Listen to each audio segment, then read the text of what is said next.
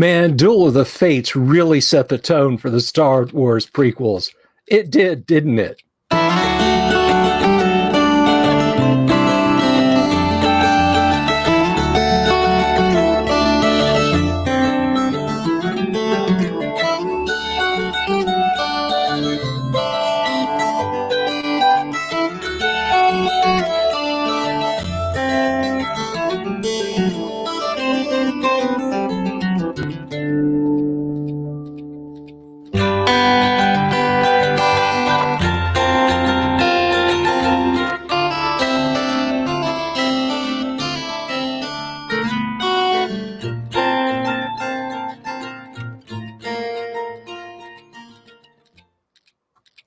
Hey-yo! Good Tuesday evening to everybody. How are you? It's good to see you. It's good to be seen by you. I am Bill Sylvie, the birthday boy.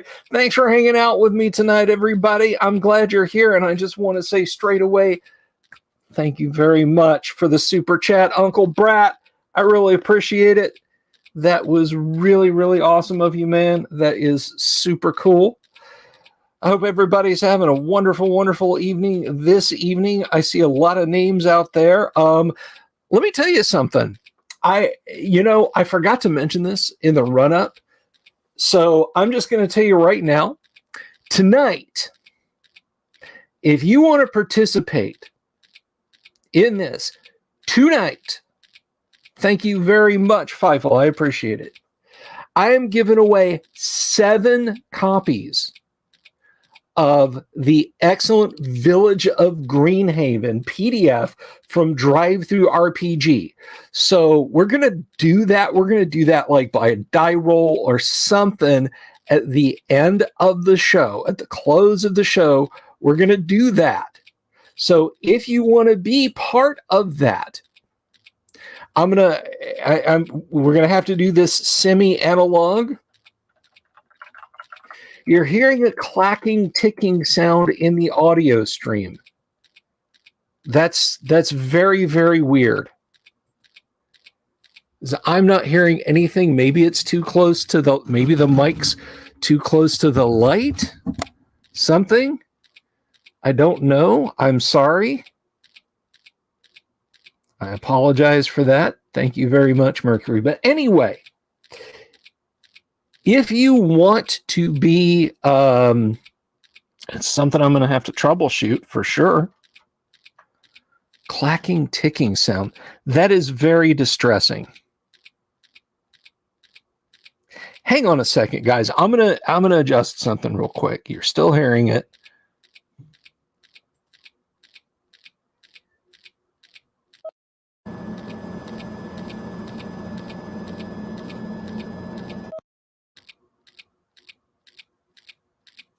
Okay, are you still hearing it?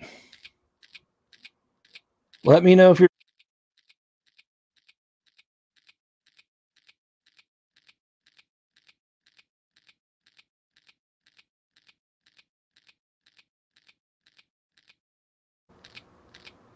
I stopped and restarted Voicemeeter.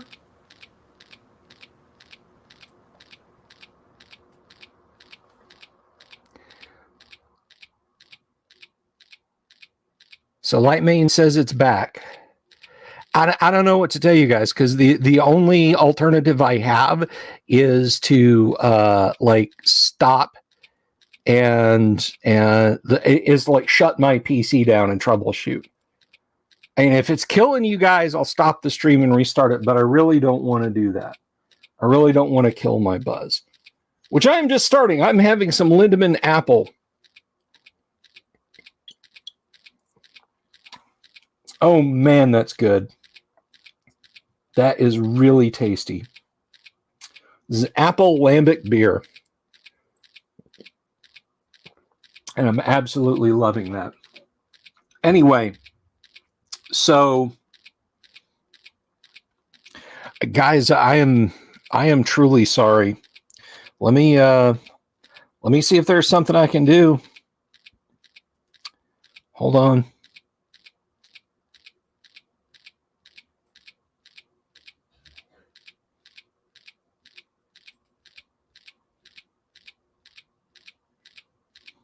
I mean, I wonder if am I getting interference over the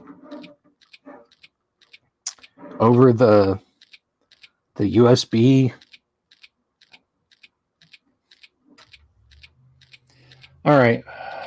Well, I'll look into it after the stream. But anyway, here's what I'm telling you guys. So tonight,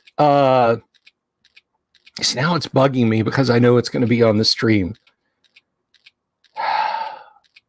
What in the hell could it be? I didn't change anything. Like literally, I have changed no settings on my PC. This really bothers me a lot.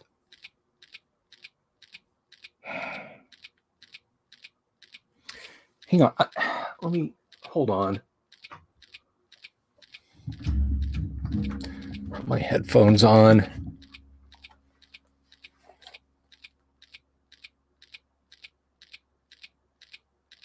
Okay, yes, I hear something through my headphones now. It's like there's an app that's running. Let me do this. Let me close that. Aha! That killed it. This something in that browser tab was making noise. That got it.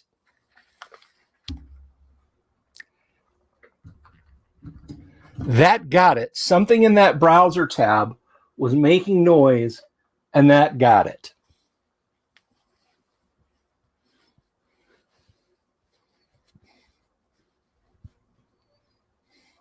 I actually did get some fun stuff today. Audio related, I got a new gaming headset from my wife, which is awesome.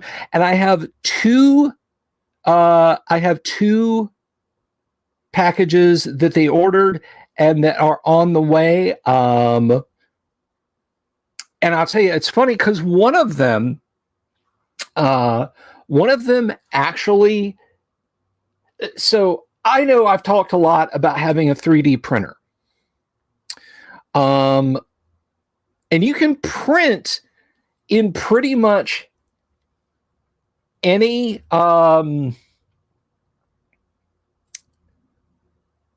in any material. AD&D first, Bob, always. You can print, or they make resins like clear resin, clear blue resin, solid blue resin, just multicolors. You can print in just about any color. I saw that they make these strings of lights, like Christmas lights, that have translucent dice covers over the bulb. And I was thinking about how cool would it be to print up some clear dice with a hole so I could put them on a colored bulb and then just have a string of them. And my daughter told me, she's like, hey, I'm sorry, Dad, your gift didn't get here on time, but I got you this. So I have a string of dice colored lights coming, which I don't know. Do you guys think I should just have those up at Christmas, or should I put them up at all times? What do you guys think? Because that's too cool. That is just too cool.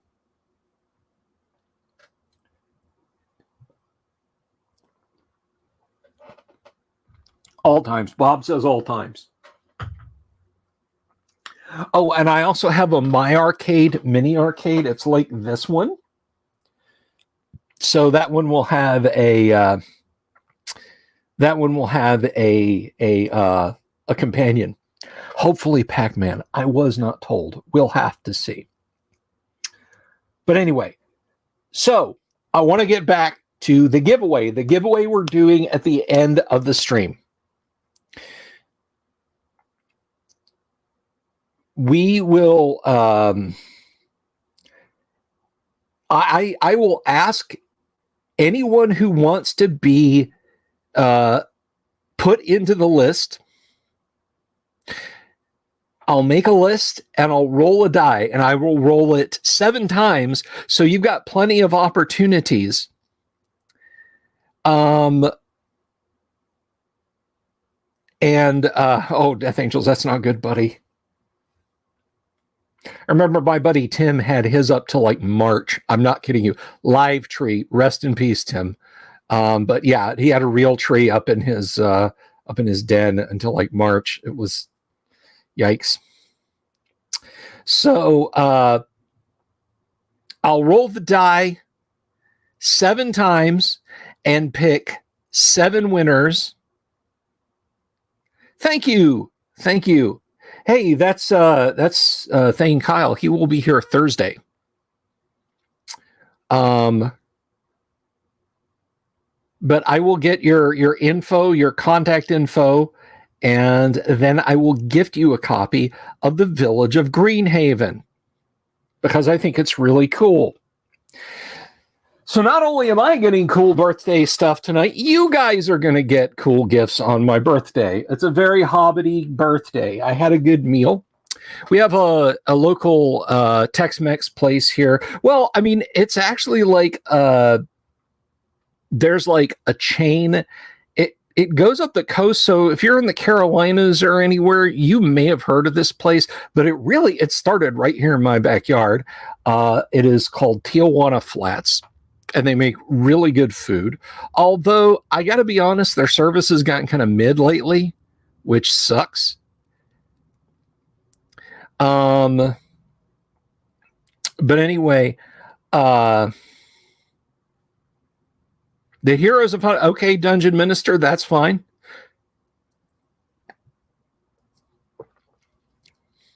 Thank you, Retro DM Ray. Savo has already purchased a copy. Feifel has already got a copy. So, anyhow,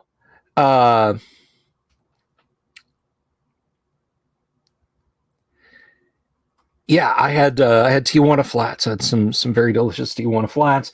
Now I'm enjoying a libation with you guys, just sort of hanging out. And I'm going to do this. I'm just going to kick back and do what I want to do tonight while I hang out with you guys. Ricky wants a free one. That's fine. I do need a lava lamp. Okay. Well, if you have one, don't just you people who don't have a copy of The Village of Greenhaven. And let me tell you something. If you don't win, it's not terribly expensive. Just buy one. Absolutely. That's going to be weird. I will, Peter Flag. So,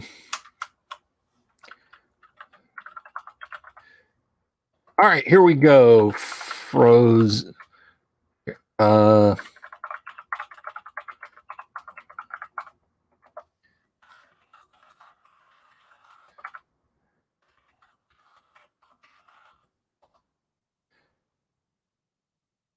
It is, James. It is. Do you want entered for it?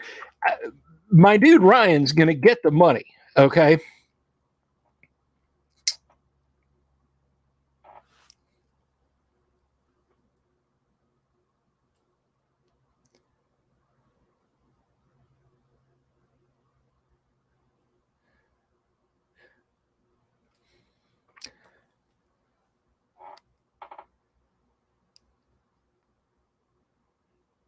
That is correct, Death Angels. Anyway, I was hanging out on Twitter today, and I made a comment yesterday. Now, you guys know how I feel about backstory. I'm kind of much now as a grown up the way I am, or the way my co-host Kyle is, and that is when it comes to backstory. All right, Peter Flag. All right. Good. This is a good way to start. But when it comes to character backstory, your character, like what you are, should start when you start the game.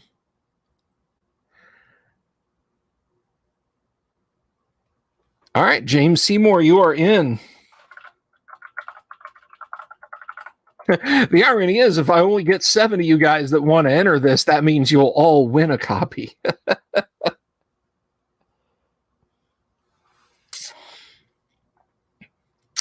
But my mindset on backstory is this. It is, again, when you start the game.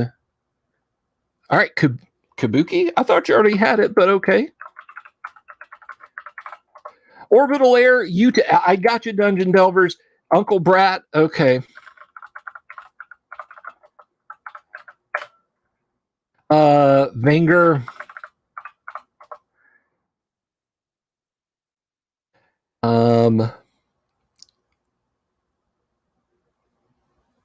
Yes, I got you, Dungeon Delvers. Yeah, just say you want a copy, Orbital, and you're in the drawing. So anyway, and I said this on Twitter, and some guy was like, well, that just sounds like you're putting the characters on a railroad. And it's not. And it was like, well, you know, don't you want the players to participate in the storytelling rather than just, you know, you have something you want to do? All right, Orbital Air, you're in.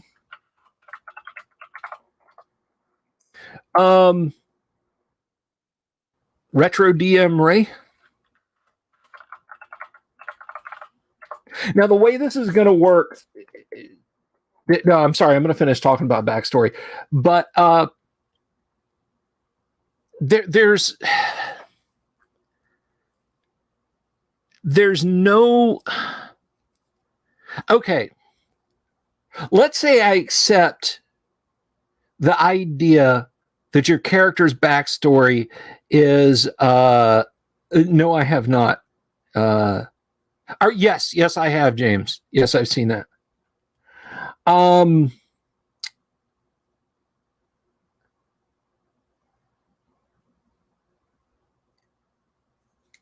Your experience in the game as a character should be a priori. All right, what you can see, that sort of thing. Don't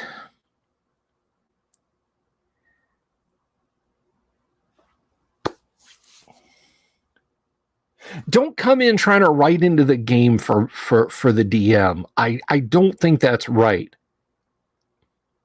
My character is of noble birth and is this, and this, and it's like, can't I have a tiefling character? Well, no. Well, what if they're really special and they're like this?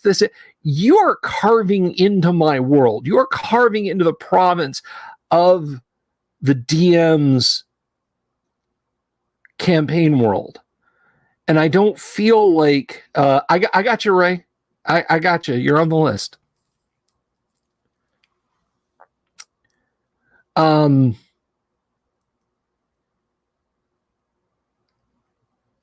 Your story, your backstory should be everything that you do as you grow that character. Nobody cares that you were a pig farmer or that you were a merchant's daughter or what is important is what you do. The backstory is what you did in previous settings and sessions.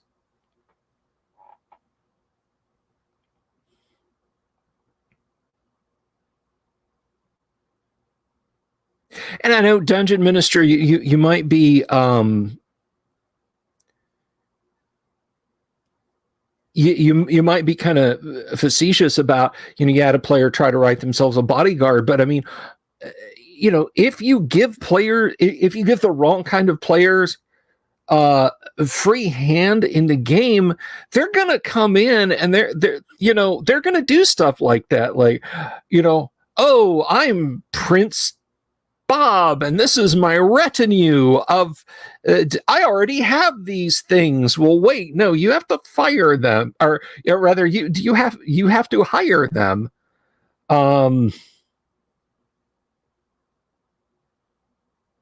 Yeah, Fightful, is the backstory not a way to lobby the DM into crafting the stories that the player likes? Exactly.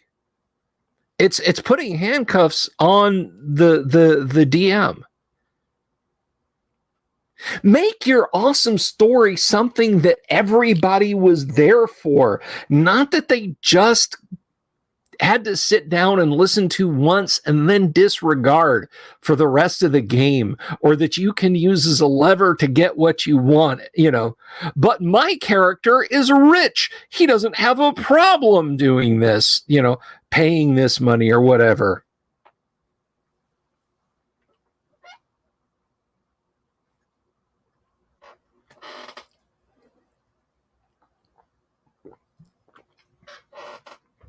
And I don't mind. Thank you, Collecting Chaos, so much. Collecting $5 from Collecting Chaos.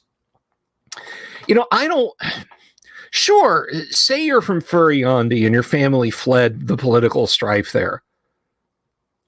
But don't launch into how a guy in the city of Greyhawk who has a +4 Vorpal sword that's intelligent and your alignment and has all the major powers and minor abilities.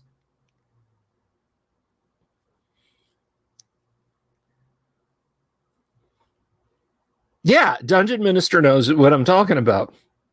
If you were a pig farmer, you wouldn't let the TM forget it. By the way, Savo, I felt like we were this close to getting some Fievel cheesecake today.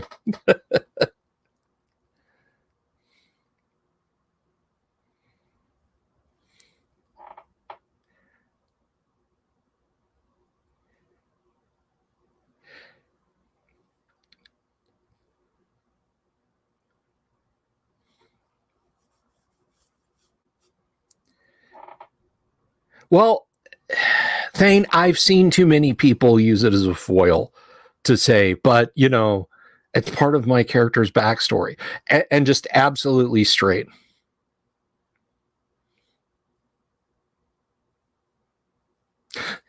So that's just my take on it. I just feel like,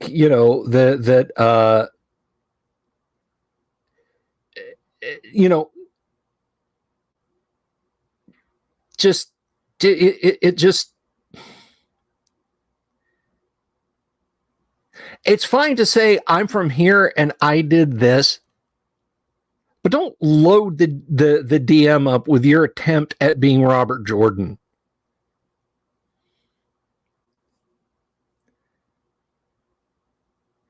Yeah, no epi.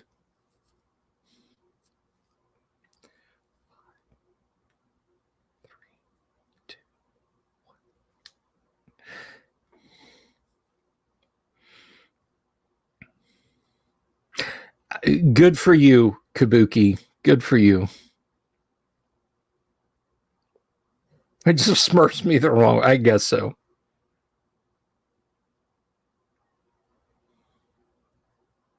Yeah, CPG, or write yourself into 7 extra levels. Yeah.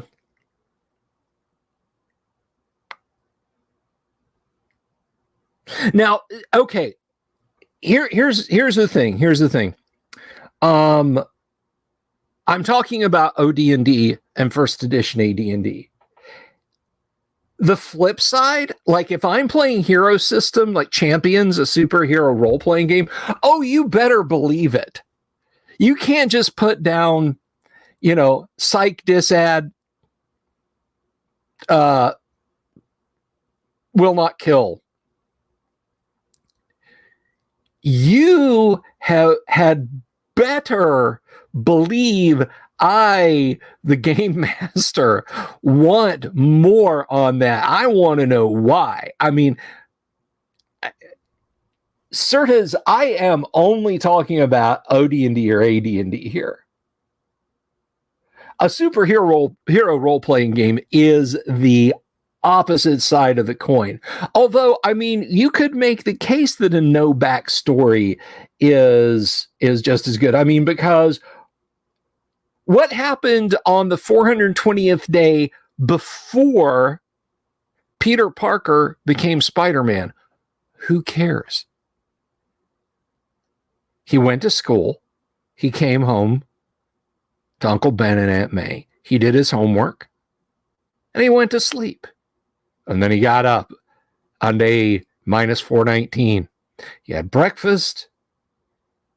He went to school. He came home. He did his homework. He had dinner. He went to sleep. And so on and on and on and on. But the point is, if the writer then comes, if the writer comes in and introduces you page one to a superhero, but they give that superhero a ton of backstory, it is fine.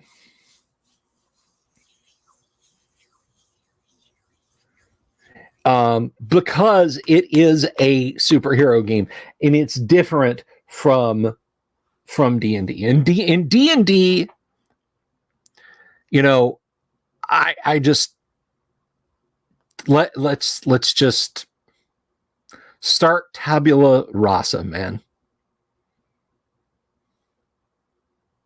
I don't know if Thane left in a huff because I deliberately mispronounced epi. Mantis the Mantoid.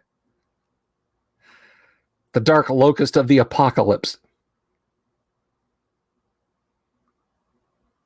If anybody's an orphan raised by a wizard, they get punched. Ouch, Daniel. Okay, so so far I'm collecting names. I got 10 names, and this is for the drawing at the end of tonight's stream. And that drawing is going to be, I have 7 copies. I have 7 copies of Village of Greenhaven. I'm going to give out 7 copies. If you know somebody who might want it and they're not watching the stream, don't tell me, oh, I want to get this, but it's going to be for this person. So can you please send it to this email address? I won't. They need to be here and they need to be in the stream. I would prefer that there's someone who is subscribed to the show. But Village of Greenhaven, tell me, okay, so Light Mane, there you go. Light Mane's in the drawing.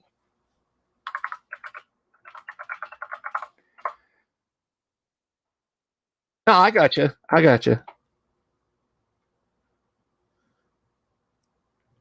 I know you are, Kabuki. So far, I mean, there's 32 of you guys. I know some of you have bought it, but there's 11. All right, Death Angels. Because what I'm going to do is when I make the big die rolls at the end of the stream, I'm going to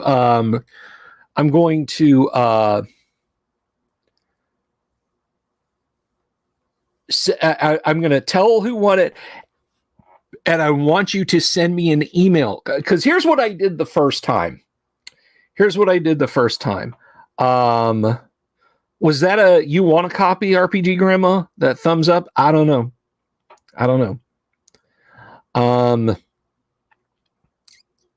But anyhow, I know you are, CPG.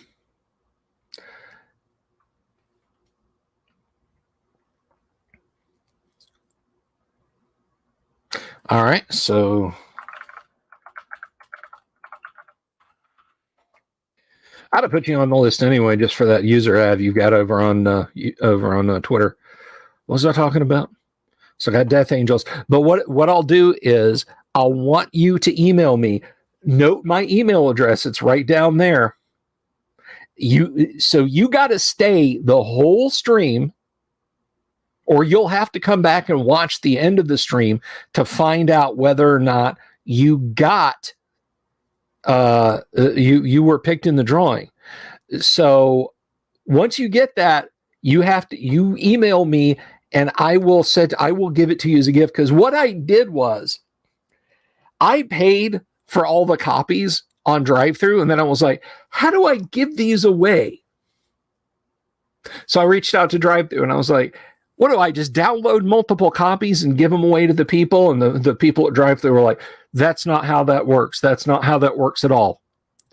So I had them refund all but the one copy that I bought, and then I'll go through and I'll pay for each copy to gift out.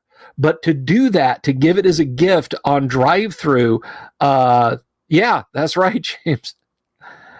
Jason Jacobson, okay.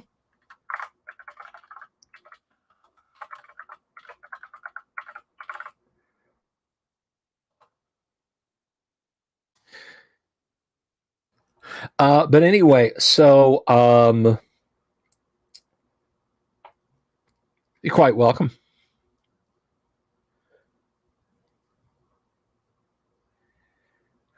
I don't know. I honestly don't know, Fievel. Quiet, Mercury. We weren't going to talk about that. So yeah, they refunded me, and when we do the drawing, I will email you. I will give it as a gift, and you will get something from Drive-Thru RPG saying, "Hey, you've been given this for free." Drive-Thru RPG should be able to give you codes, shouldn't they? I don't know, Death Angels. This is what we're doing. This is what we're doing. What did I have for dinner? I had chicken and beef flautas, which are like they're like tiny burritos in flour tortillas, and then they give them a quick fry in oil. And then you have guacamole and queso and pico de gallo and other stuff. Thank you, Robert. I appreciate that. Thank you very much for the super. I do appreciate it. Kabuki, I did not have cake. My youngest and my wife are going to make me some chocolate chip cookies I've been hankering for. Wifey, Mrs. the Dungeon Delver, was like super duper tired. She's like, "Can I please make these for you later?" And I was like, absolutely. Michael Dale, hello. Michael, do you have Greenhaven, and do you want a copy? No, I didn't get a 2600 plus. I have a mini arcade game coming though. I have one of the my arcade machines is coming, so I'm looking forward to that. Greg Myers, hello. You do have it. Okay. Greg Myers, do you want a copy? Do you want in on the drawing for a copy of Village of Greenhaven? Ah, yes, the hot bar.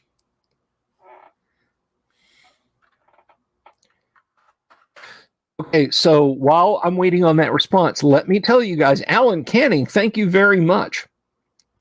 While I'm waiting on that response, this is who I have in the drawing list. This is who I have. I have Frozen Tuna Deluxe, Dungeon Minister, Dungeon Delvers, not me. I'm not gifting myself a copy. Peter Flagg, James Seymour, Kabuki Kid, Uncle Brat, Veng 3er, Orbital Air, Retro DM Ray, Lightmane, Death Angels Shadow, RPG Grandma, and Jason Jacobson.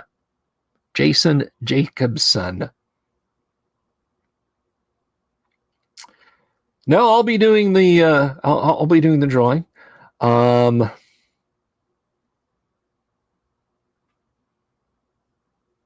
on a second. All right, Alan. Alan is spot number 15.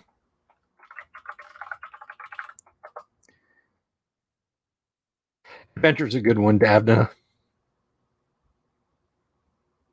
Okay, I thought so, Ricky. I wasn't 100% sure, so let's see.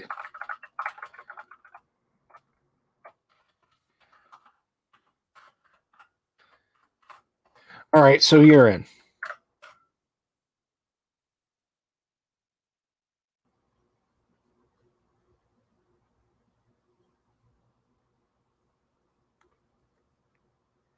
Daniel Rowan, did you want in? Was that yes?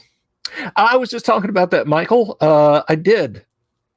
I got, like I said, I have another My Arcade game coming. I got a nice gaming headset, which is sitting over yonder. All right, so that is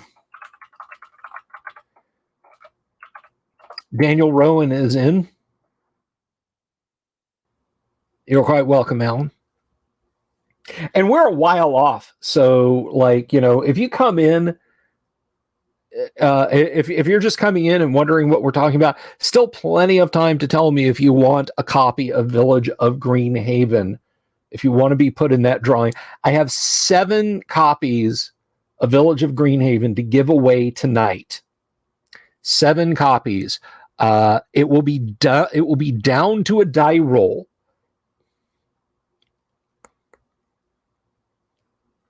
It will be down to a die roll. Don't keep us waiting, Feifel. Which I will do on the air. Oh, time for that re-roll. If you guys know who I'm talking about, that. This, you know what? It'll be digital. It'll be digital. All right, so.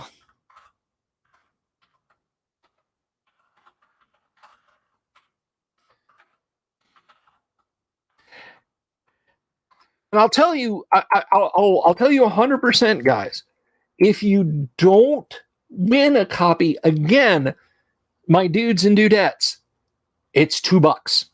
It's only $2 on drive-through. I wish I had a dragon bone. My dearly departed friend Eric Peterson and I used to talk about, like, just for funsies, building a dragon bow. Eric was brilliant. Eric was a friggin' genius. Okay. I mean, Eric worked on computers that had 3D accelerators before most of us had computers that were capable of doing any graphics in any meaningful way. All right. Eric was the shit. And he went and he downloaded like the patent information for Dragonbone. He just like pinged me one day and he's like, Bill, what do you know about a Dragonbone? So yeah, I'll be showing the screen. Miss Bella Games, would you like to be entered for a copy of Village of Greenhaven? I have 7 to give away. Orbital Air, probably SGI. Might have predated that.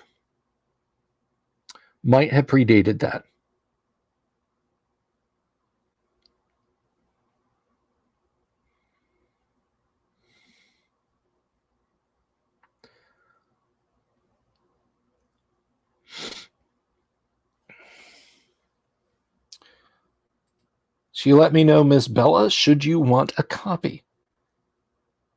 Free Owl Bear Mini? Sorry, Venger, I can't.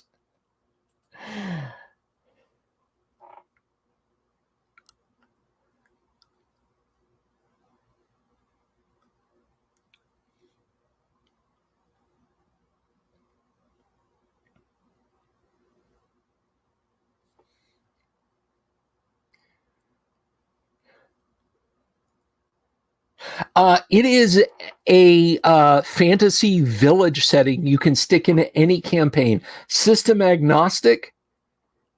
You can tweak it to any level. It's done by friend of the show.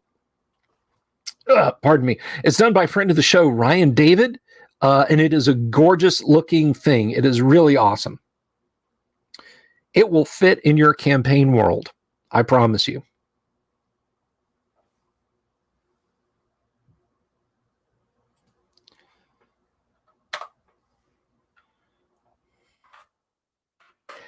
And I am made to understand there's a print on demand copy. There's pod copy. Okay.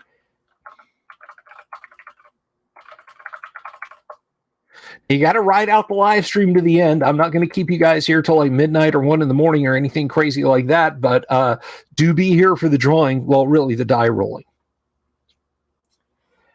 And here comes that re-roll. If you guys know that reference, in one snarky comment, a man destroyed his multi-million-dollar PC building business. Yes, I did, Lightmane. Bill Haley, yes. Rock around the clock. Bill Haley in the comments.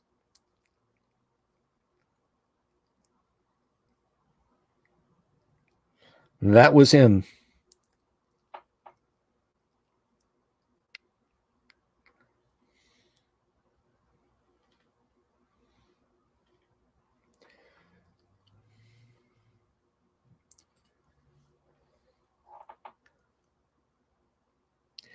You're here, but you'll be quiet while you look up how to use two computers together to do live streams. You don't need to have two computers to do live streams, Miss Bella Games. What is your question?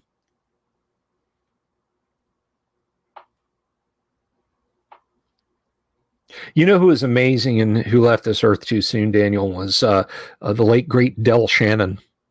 Del Shannon was phenomenal.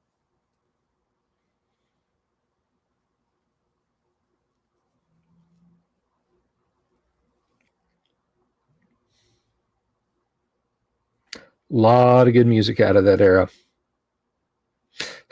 so I'm 30.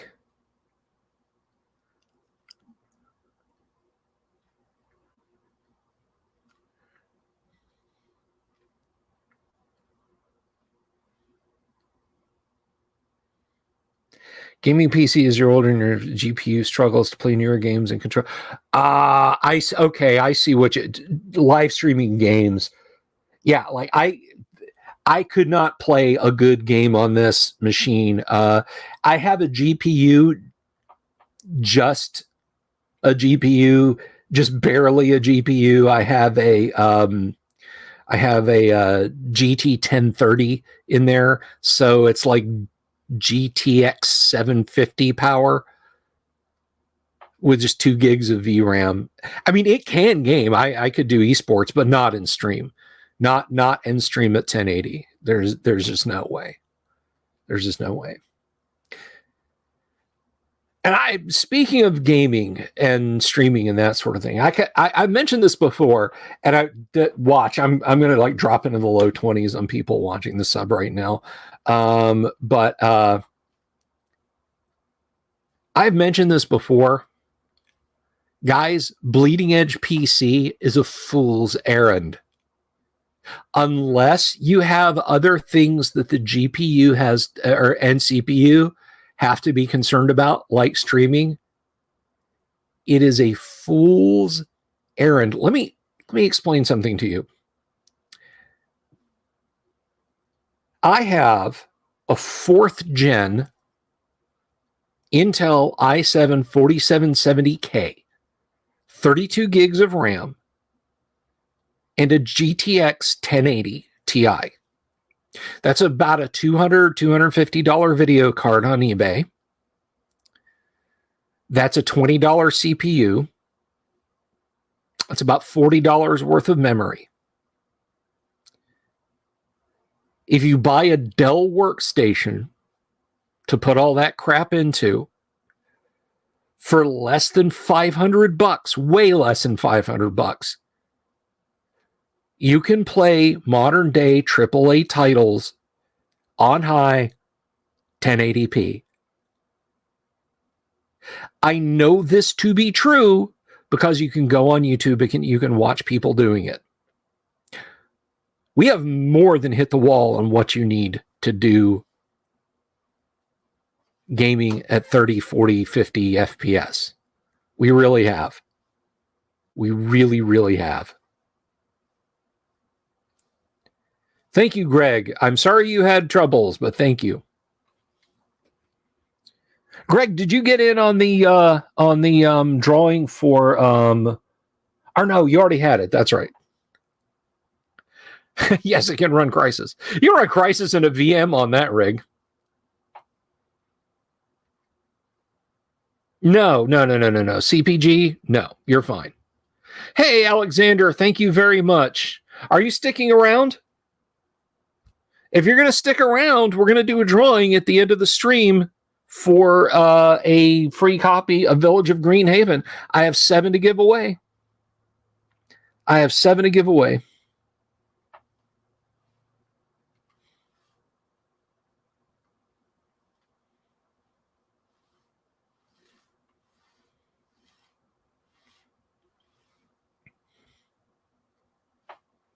Ronnie James Dio, I didn't mention him, but that's awesome. The stream has become the drawing, yes.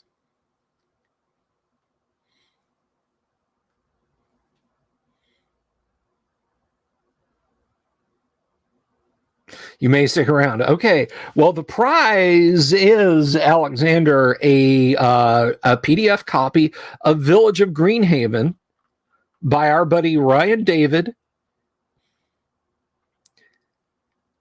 And if you want in the drawing, tell me so. And at the end of the stream, we're going to draw. We're going to draw names. So far, I don't even have 20 people. There's 36 of you out there, and I know some of you already own it.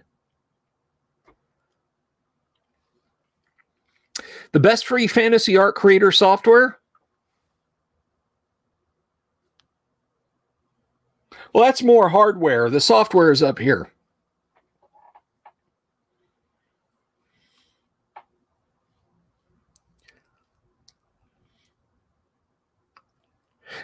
Yes, Savo is the best free fantasy art creator.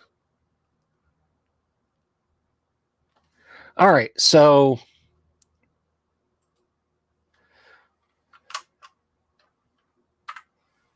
Cal wants in.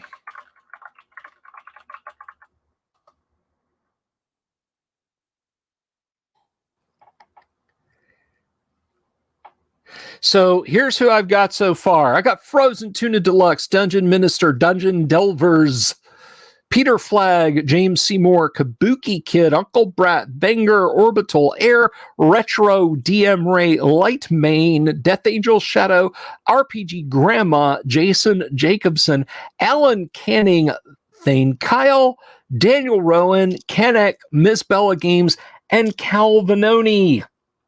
Calvinoni.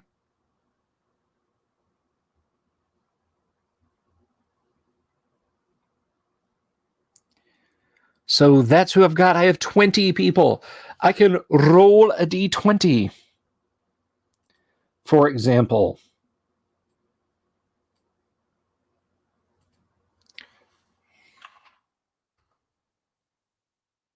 I do this. Will it roll? Did you guys see that? No. Oh, I have to get a new... to get it to go on screen, I will actually have to get... I'll actually have to get the link so you guys can see it too.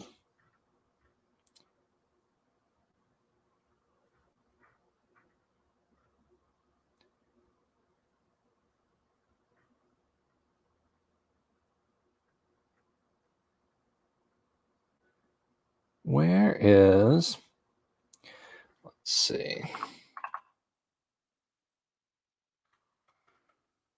I think that's the one I want. There we go. How about this one? Is that going to work? Yes, there we go. So if we wind up with a number of people that I can roll, then or with dice, then I'll do it on the screen. Hey, I'm going to put some. Let's see.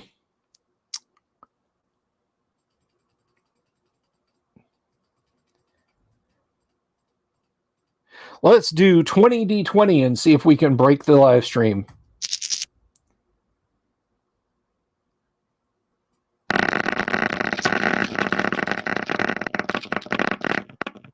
That's a bunch. All right, so Command Post Gaming wants in. All right, where's my list? There it is.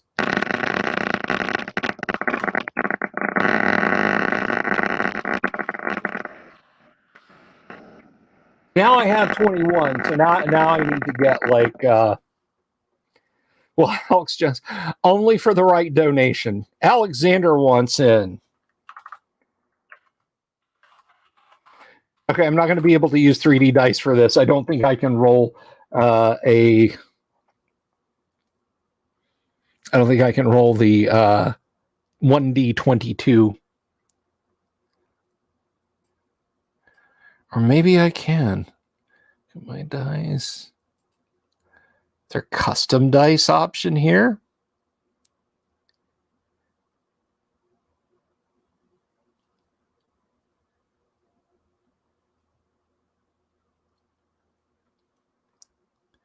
No, I can't. I can't just make a 1d22. Oh well.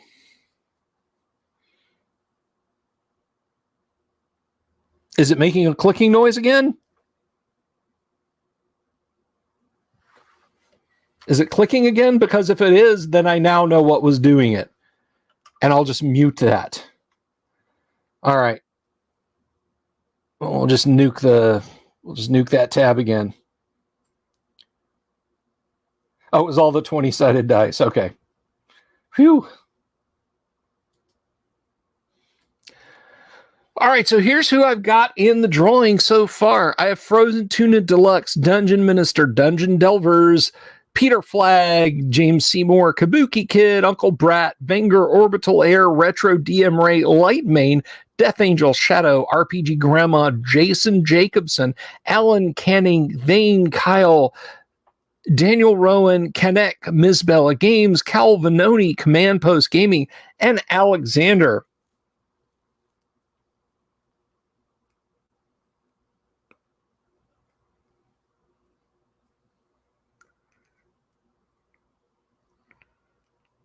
You have 666 subs.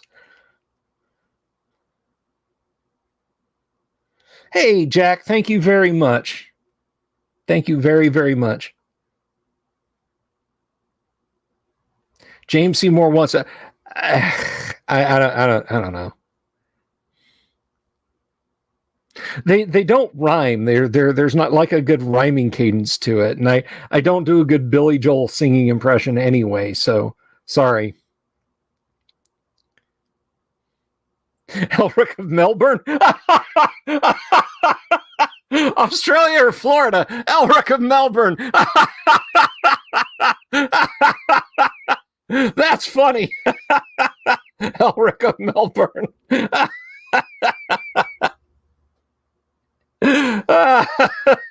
Elric of Melbourne.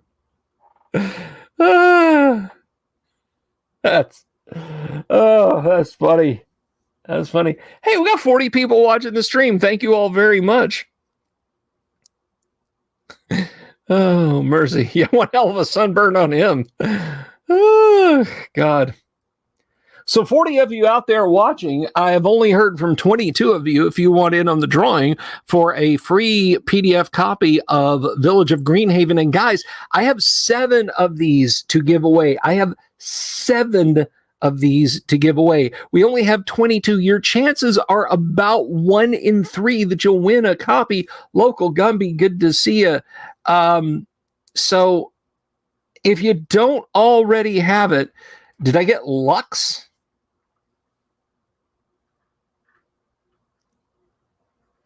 I didn't even see him say anything. Oh, yes. Okay, I scroll up. Lux, yes. Okay, so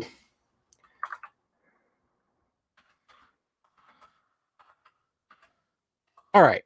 So Lux is in. So I got 23. Yes, Mike Dimart. We have 7 copies, PDF copies of Village of Greenhaven by Ryan David to give away.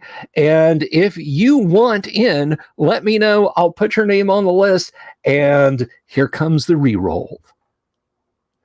At the end of the stream, and I will pick 7 lucky winners from the list so far. No secret word required. Just let me know. Mike with the Arrows of Chaos. You want in? You got it. Okay.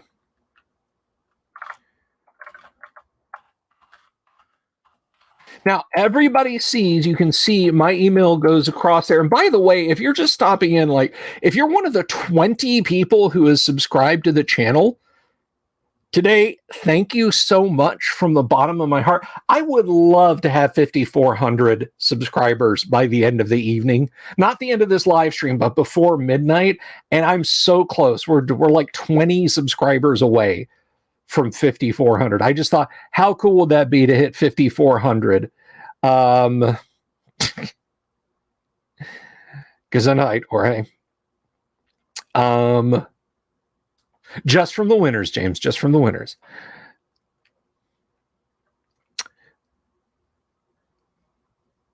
But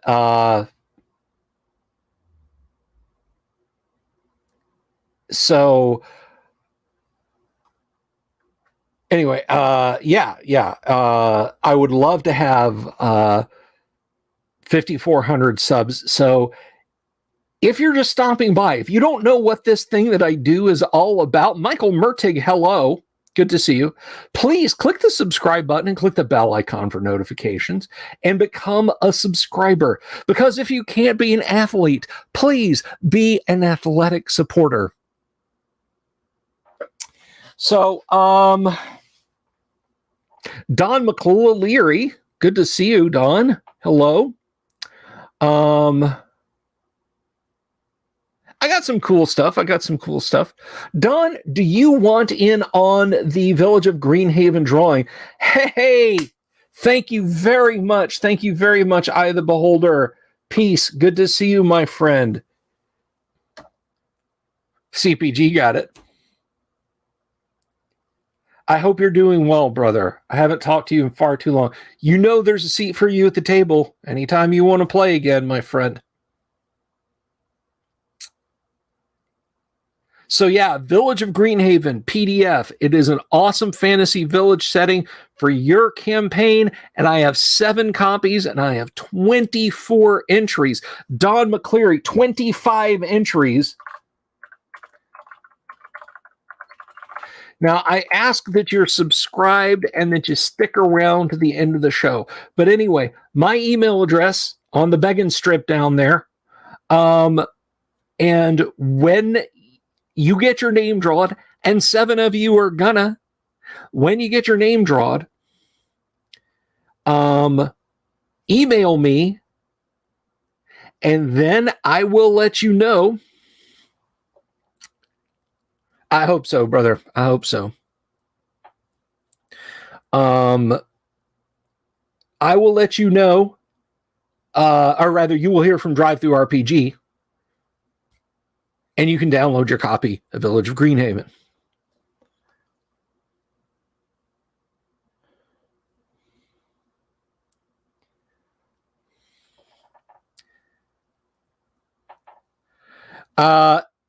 Yes, Dungeon Delvers, you can shoot me a Discord DM. Email is not, just however you want to contact me on social media. Just please do it with a quickness when you hear your name, because you know my adult brain. Guys, I forget between sentences on this here live stream what I'm talking about. So if you sit for 6 weeks and are like, oh, I guess I better mail Bill, and then it just gets buried in a day of email, I'm sorry.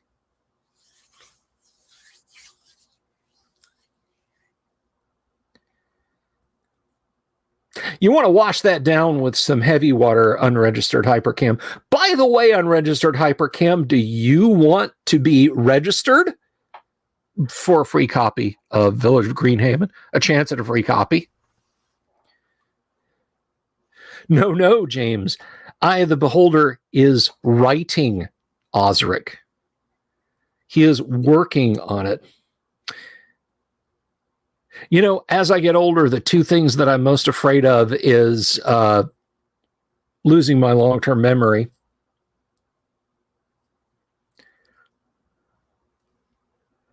I don't know. One is gross and the other is fatal. Dungeon Minister, and one is gross and the other is fatal.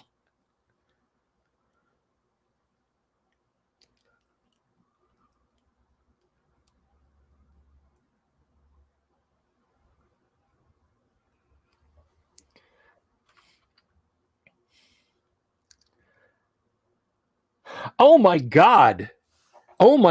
Michael Dale, thank you so much.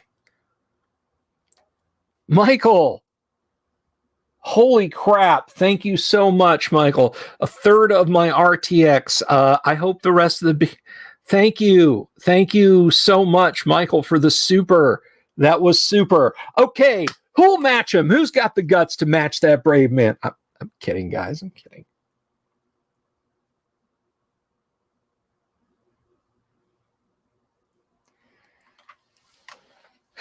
By the way, EOTB, I just want to let you know, brother, I am there for Osric. All right. Now, you guys may not know, I don't want to break my arm patting myself on the back. I kind of, sort of, I was instrumental in Osric being created, really. I mean,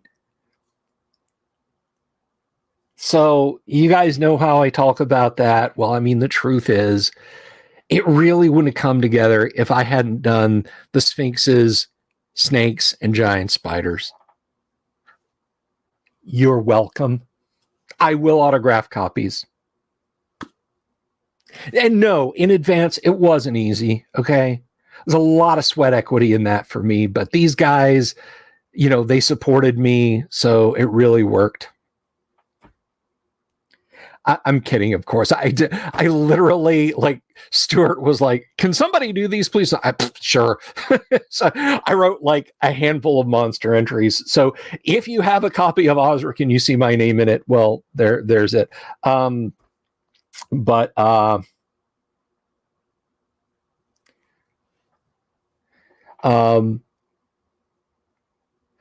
there's a question for you, EOTB. Are all us original creators going to be credited in the new book too? It was fun. It was fun to do those.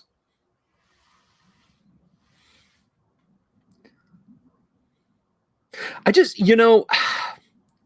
I've said it before and I'll say it again. AD&D is my love, but I absolutely adore the finger in the eye that Osric was to Wizards of the Coast.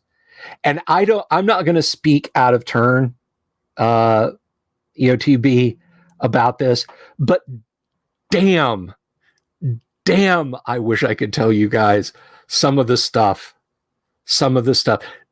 They wasn't happy. I'm just going to say that.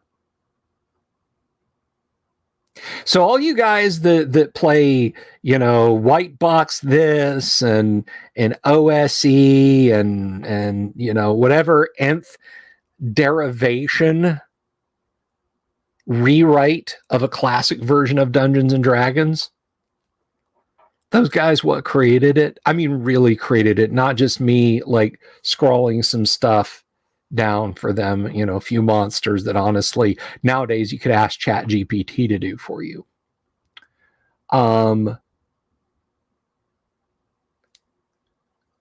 They're responsible. Okay. You like OSE? You're happy you can play OSE? That's because they put it out there. Now, I'd say something about the danger that was involved in that Wizards of the Coast and Hasbro could have parked the legal Death Star over them, but without giving away anything. Trust me when I say they did not know their asses from a hole in the ground. Now, I am not a lawyer. I have said many times, we've had lawyers on this show. We've had very smart people on this show. And there's unquestionably smarter people in gaming than in Hasbro and in Wizards of the Coast when it comes to legal matters. And their arguments about Osric, they're quite frankly pathetic whining pleas for Osric to go away, were proof positive of that. Thank you, Hypercam.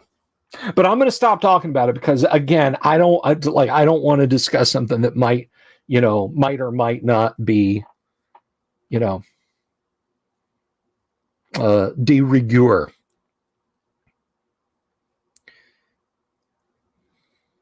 Anyway, we're on hour 2, guys. We're on hour 2 of the birthday live stream. Is there anything that you guys would like to know about me? Anything within reason you can ask me and I will answer you.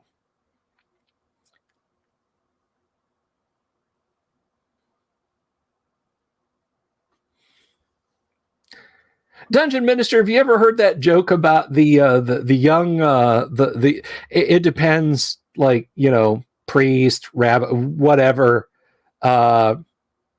whatever religion he goes in, and he's like, I'm really nervous. This is my first holy day, my first sermon. I just got a case of the nerves, and like, well, look, have a sip of wine before the sermon and it'll steady your nerves. And I believe I was 8 pounds, Dungeon Delvers. Make another try for that paladin character. All right, I'll do it in a minute. Shoe size. I am a 12E. I got big feet, dude. I got big feet, big, long, wide feet. And you know what they say about us with big feet, don't you? It's exceptionally hard to buy shoes at Florsheim's. Anyway, so they go up there, and then they go to the deacon or whoever, and they say, what did you think of my sermon? Okay, you did good, but here's some pointers. Pointer 1, sip the wine, don't chug it. And then they go and list a bunch of stuff like, it's the Father, the Son, and the Holy Ghost, not Big Papa Jr. and the Little Spook. A priest, a mom, and a rabbit walk into a bar. The bartender has a rabbit. What are you doing here? Autocorrect. That's a good one.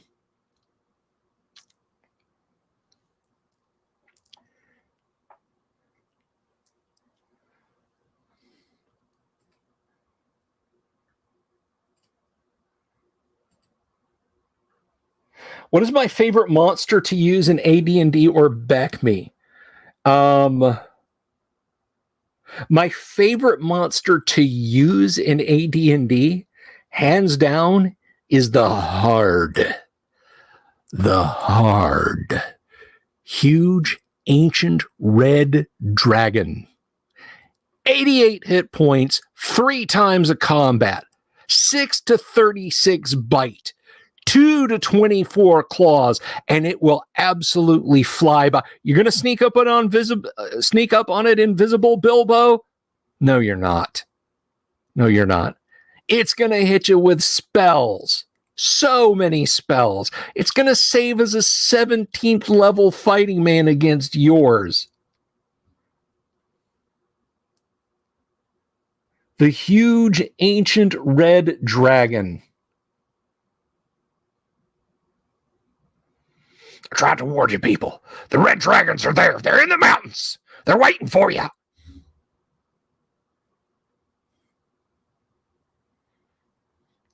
But you can do what I do. Colloidal silver, people. That'll protect you. There, you got a little free. You got a little free, Alex Jones. Because it's my birthday and I'm nice like that. Speaking of my birthday, dragons do use spells. That's right. It's the globalist red dragon threat. The red dragons are communists. So here's what we're doing, because we've had a few more people come in. A colloidal silver dragon. No, that would be a blue dragon. Look at what colloidal silver can do to you. That would be a blue dragon. Demons are fun because you can get geometric progression demons. I gate in a demon. I gate in a demon. I gate in a demon. I gate in a demon. It's literally just like you can potentially be overrun. That's just one type 1 demon. One demon invasion later.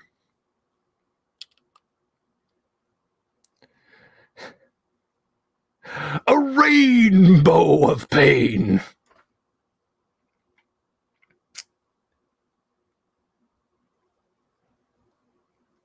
But in this rainbow, every color, right?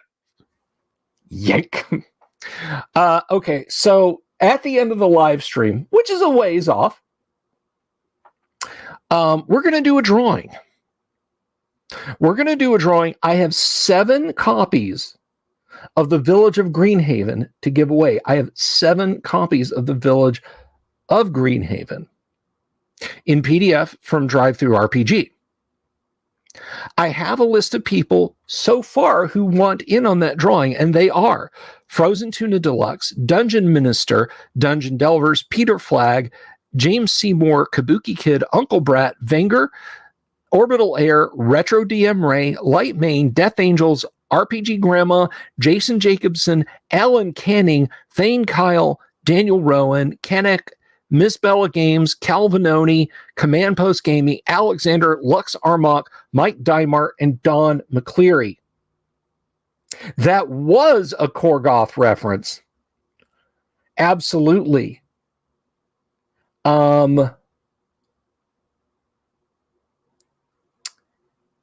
I didn't Game Master, but my favorite was Steel. The Amazing Sterling Steel. This was before there was a Superman variant called Steel. The Amazing Psychotic Sterling Steel. Local Gumby. Okay, so we now have 26. I would not deem that it is possible to subdue her.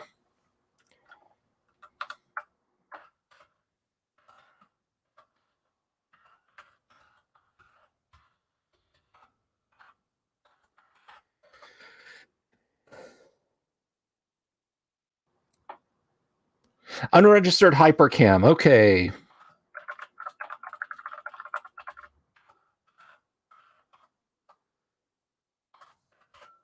We are almost down to where your odds are 1 in 4 that you get one more person. Manticores are awesome. Manticores are a nice mid-range monster. Although I do have to mention, what are we drawing? Ricky Murray, we are drawing a copy of Village of Greenhaven. But anyway, Steel was a brick, although I was slowly building him to be a brick energy projector, not rebuilding him. I just started spending my experience points to buy an energy blast, where basically the effect was he would clap his hands together and cause a thunderclap. And I ended up getting 10 points in it, which is it's enough to injure or knock down a normal person. Like I think he was built on 350 points, Champion's character. I have his original sheet. I'll show it to you one day. What is my favorite sci-fi game? Hey, 3 Dot, thank you very much. 3 Dot, do you want registered for a copy of Village of Greenhaven? We have 27 people registered for the drawing. I have 7 copies. We will be drawing at the end of the live stream.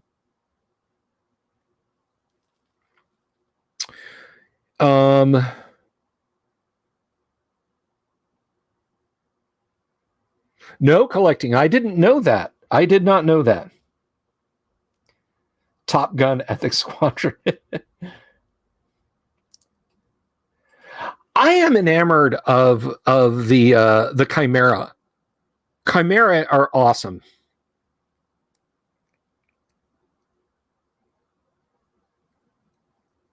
Oh. I got you, Ricky. All right, so 3 Dot. Your odds are now 1 in 4 of winning. I have 7 copies. I have 28 folks registered. So here's what you got to do, 3 Dot. Hang out to the end of the show.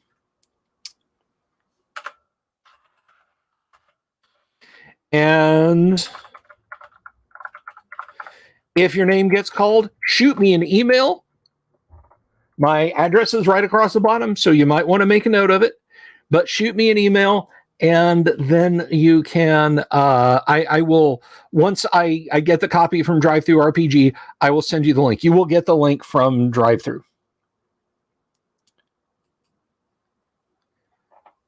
Oh, thank you, 3 Dot. Thank you so much.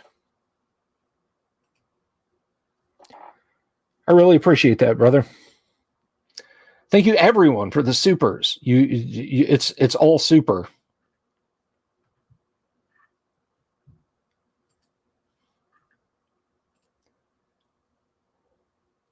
So when I make a comics reference to a comics nerd in my chat, yes. See, I didn't know. I've largely ever only been a Marvel fan. I can talk Marvel lore with a lot more accuracy than I can talk DC lore any day of the week. Like the two DC comics that I read regularly were Electric Warrior and Batman: The Dark Knight Returns. Oh, Ronin by Frank Miller.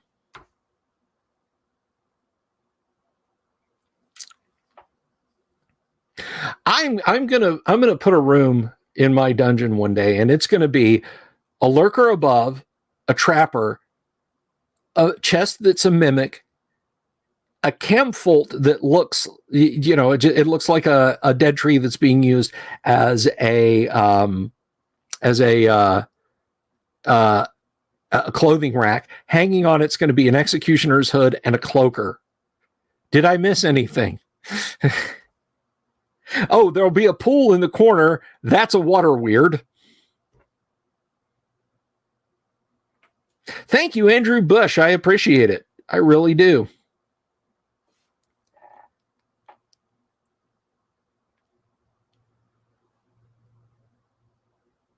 Any surprise or lesser known minis for my channel?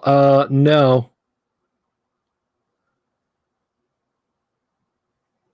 Hot dog with a rot grub in it. Well, see, this is all stuff that looks like other stuff. I guess, maybe like there's a garden, there's an arboretum behind it that just has a stump with a rabbit on it, but it's a wolf in sheep's clothing.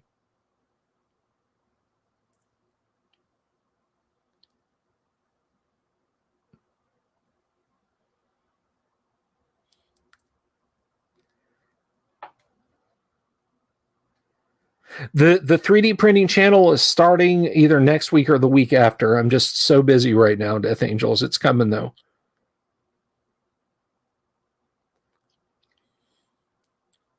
Well, the Mimic kind of covers animated furniture. Gazebo. Green slime tapestries from Tomb of Horrors. Hey, Imperial Rambling. Thank you so much. Thank you so much, brother. Do you want registered for the Village of Greenhaven town module drawing? It is a PDF. It is on DriveThruRPG, and if you want, I will put your name in the drawing thing. We will roll for it at the end of the live stream, and I will pick the people who win it. Caryotid Columns, very good.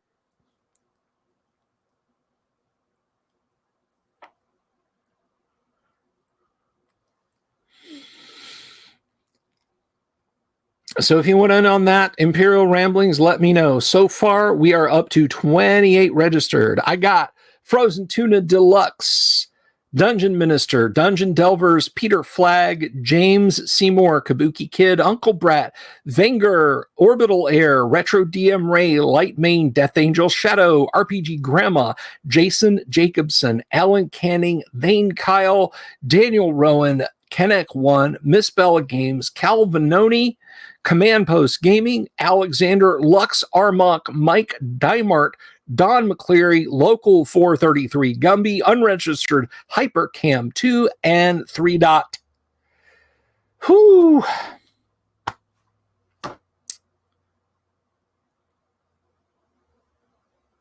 All right, Imperial Rambling, you're in your number 29. And again, guys, as I've said, look, if you don't win, it's $2. It is $2 on drive-thru. Thank you, Uncle Brat. Thank you so much. I really appreciate that. That's all right. So let's see.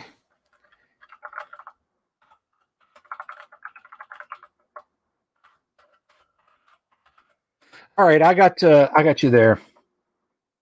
Thank you so much, Uncle Brat. I do appreciate that.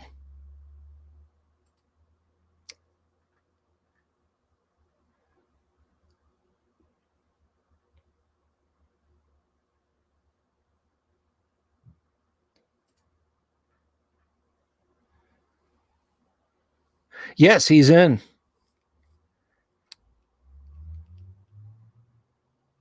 I believe it was my buddy Kellery over from Knights and Knaves who coined the term fantasy freaking Vietnam.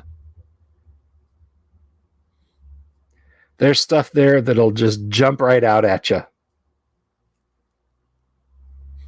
I don't know if Eye of the Beholder is still here. I hope you are. He was so irritated by the giant steel beehive trap that I put in Castle Greyhawk. He knew what it was. He's like, let's just go.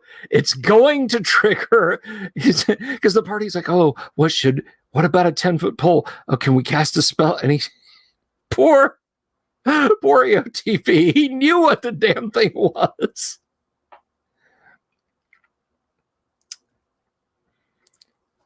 Shang! I didn't know if it was good or not. You seem pretty irritated by it.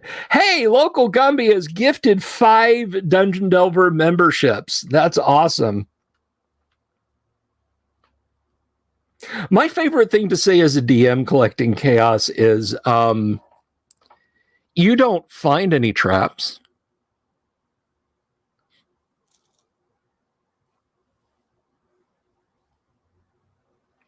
You don't find any traps. So who got now he just gifted them, and that is YouTube at random that gives those out. So who got those? Shout out who got those?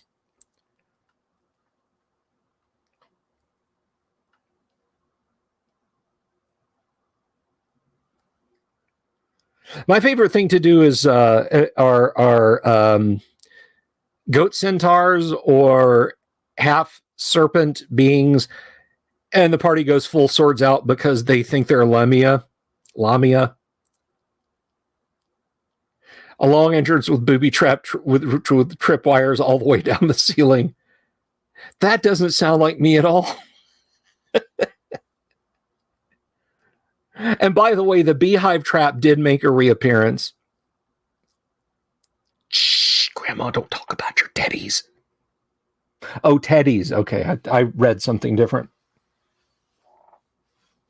Yonti, yeah, I mean. Local Gumby, thank you very much. Thank you so much. You guys, this is embarrassing. This is super nice. I really, really appreciate this, y'all.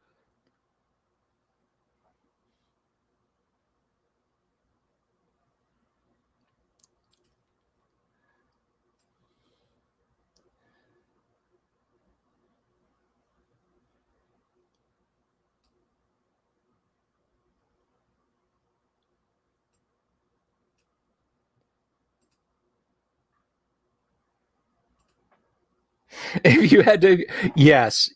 I have subjected them to many nightmare horrors. Although I do have to say, they haven't gone back to the smithy.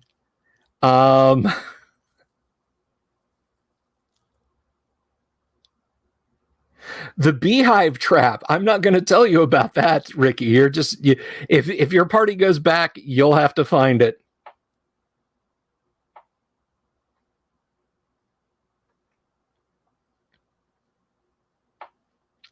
I have a great quote here, and I'll let him decide whether he wants to give it context, but I have the Beholder. If that halfling gets close to me, I will melt its brain.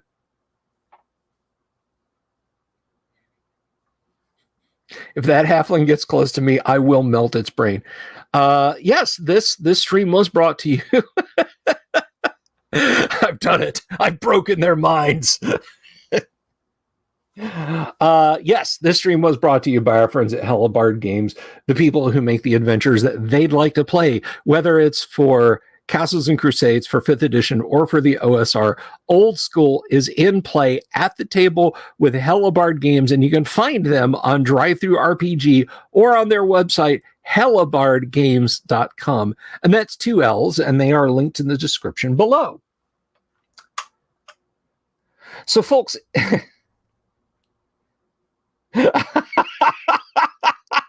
Did I do that? Did I do that, Beholder? Did I just burn that into your cortex now? There's a little halfling child. I draw my two-handed sword and slice him in half.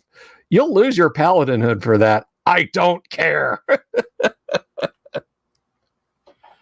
Oh. Old school is in play. Old school is always in the play at this table.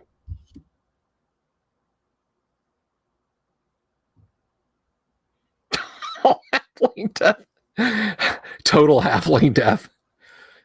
Roundhouse kick a halfling. Throw a halfling into the garbage. Report a halfling to the IRS. Spit in a halfling's food.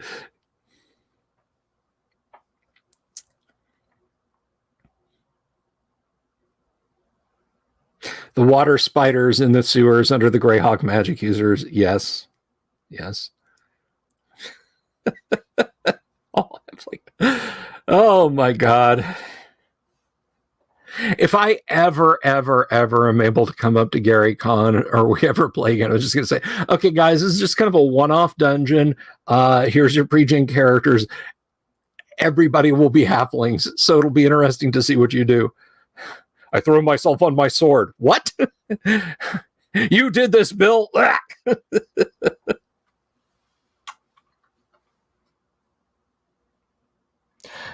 I will tell you guys something. Give me just a minute here.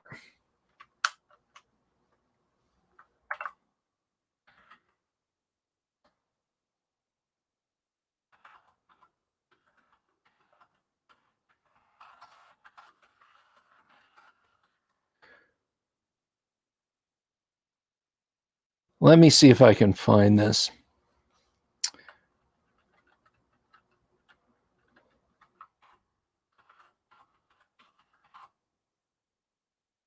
Oh, I'm not going to Gen Con, dude, but I just mean in the sense of like that level of travel is just, can I?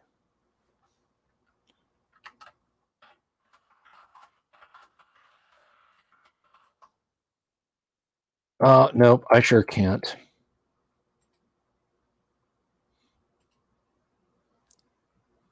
So I'm going to have to try and do this from memory, and I hope I hope I can remember this properly. It's something I said a long time ago about old school, and it is something that I believe thoroughly, honestly, with all of my heart.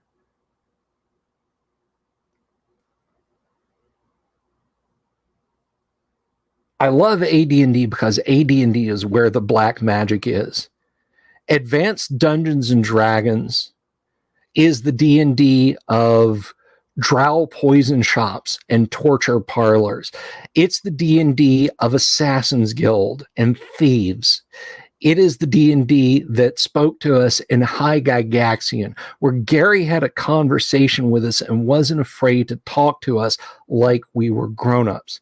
It's the D&D that dares you to bite the apple and see eternity. It's the Dungeons and Dragons that's like Led Zeppelin and Black Sabbath. It borrows a lot from all different forms of music and combines it, sometimes not perfectly, but always satisfying. It's the D&D that taught us that orcs were fecund and sent us for the dictionary because we didn't know what fecund meant.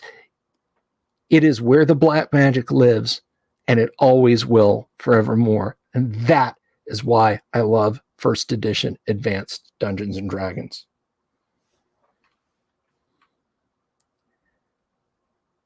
That is it just sends me, man.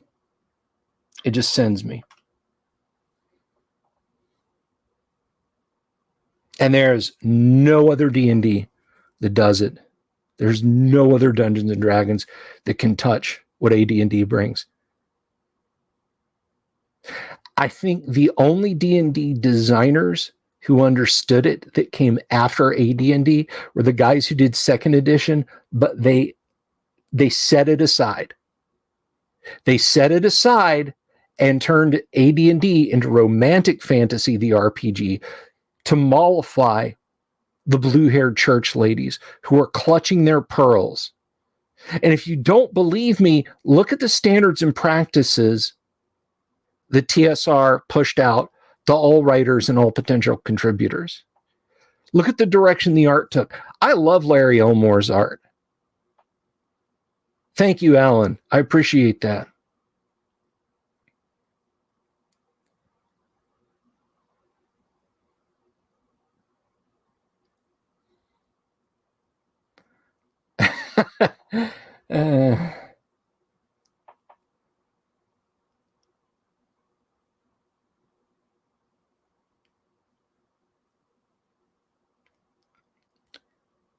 AD&D, it was unafraid, and I've had so many of the original artists for AD&D on this live stream as guests, and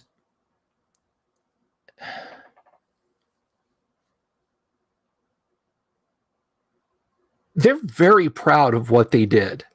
Okay, all the guys that did stuff for AD&D, and I'll tell you, Caldwell, Easley, Elmore, they all did stuff for first edition before they did it for 2E.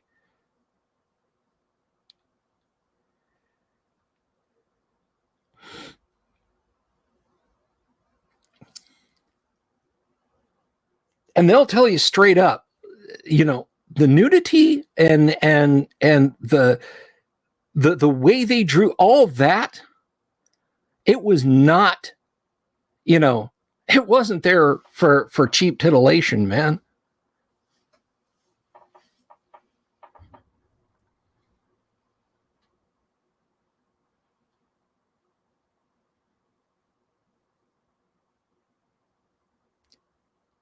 But AD&D is just perfect. It is this perfect combination. And people who don't agree with me might say, well, that's just because when you were a kid, that was the best time in your life. And you just remember the best time in your life and you enjoy it. Nothing could be further from the truth. That was not a good time in my life.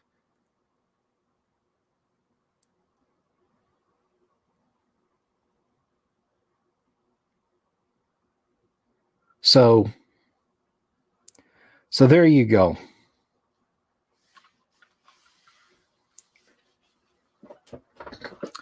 Anyway, Wenger says, new pally rolling time. Let's give it a shot. Let's see what we get. I'm going to pull up Notepad. I'm going to make some notes here. Here we go. Rolling the Paladin. Now, this is 4 die 6, drop lowest, arrange to taste method. Already off to an inauspicious start. So, we got a 10.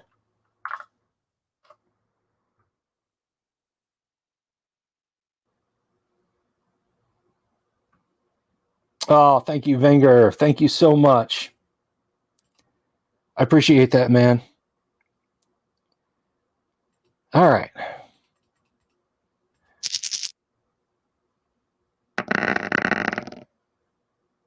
Oh, better. We got a 14.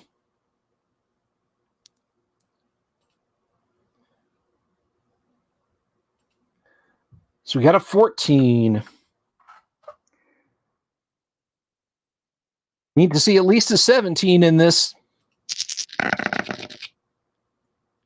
Oof, there's a 9.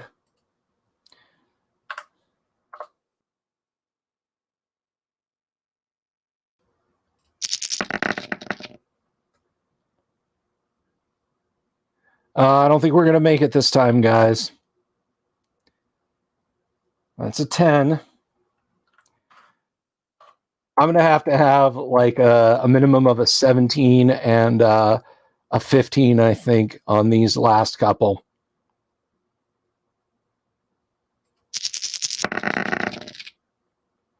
No. I don't even have a good AD&D character here, if I'm being honest with you.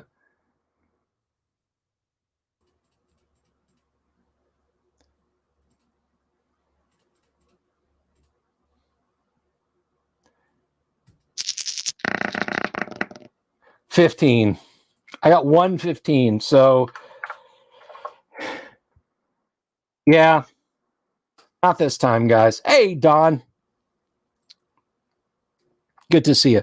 Don, since you're just popping in, a brawler till he dies. Halfway material right there. Let's see. How do I feel about the Ranger class being expanded out to other demi-human races? Sorry, I'm just the human or half-elf kind of guy. Just roll 46, don't drop the lowest.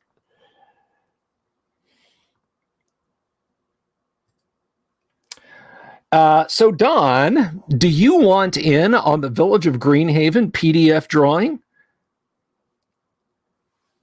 Just let me know if you do, because so far I have for that drawing, which we are doing at the end of the show, I have Frozen Tuna Deluxe, Dungeon Minister, Dungeon Delvers, Peter Flagg, James Seymour, Kabuki Kid, Uncle Brat, Banger, Orbital Air, Retro DM Ray, Lightmane, Death Angels, RPG Grandma, Jason Jacobson, Alan Canning, Thane Kyle, Daniel Rowan, Kanek, Miss Bella Games, Calvinoni, Command Post Gaming, Alexander Luck Armok, Mike Dymart, Don McCleary, Local 433, Gumby, Unregistered Hypercam 2, David McCauley, that's 3 dots to you and me, Imperial Ramblings, and Dad DNA. So we have we have 30 people. I have 7 of those to give away. And Don, if you want to in on that, let me know and I will add your name to the list. Dirty History and Hobbies, welcome, welcome, welcome. We are not doing the drawing until the end of the show. We may go for another hour, another half hour. But if you want in, let me know. I have 7 to give away. I have 30 entrants so far.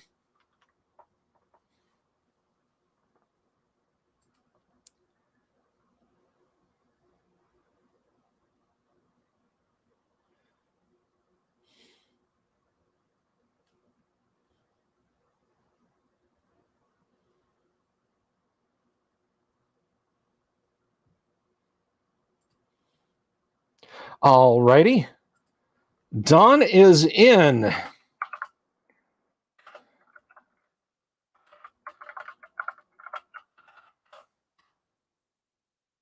All righty. So, folks, we're up to 31. No cake. Sorry. My wife and my daughters are going to be making me some chocolate chip cookies. I vastly prefer that. I can make that last a lot longer. I understand Dungeon Dollars. We're probably not.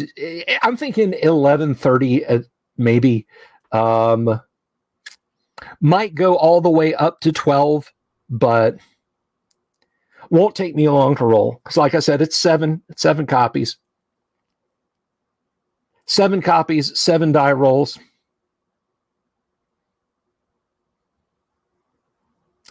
Dirty History and Hobbies, do you want in on that drawing? We got 31 entrants so far.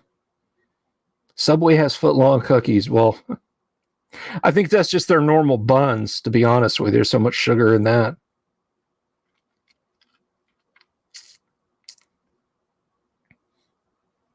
Yes, there was yellow cake uranium earlier. I told you not to invite Saddam.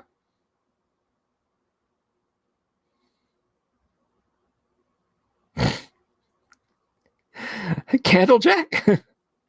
I'm going to need a bigger cage. Hang on, I'm going to go rent a truck.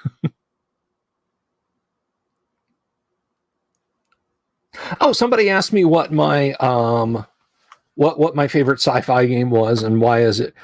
That's a tough one. It depends on what sci-fi itch I want to scratch.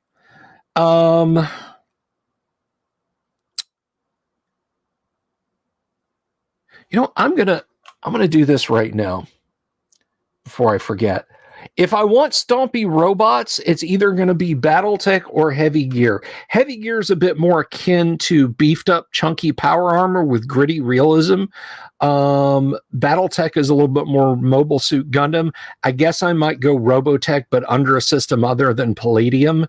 So that's really not an answer. West End Games Star Wars for space fantasy.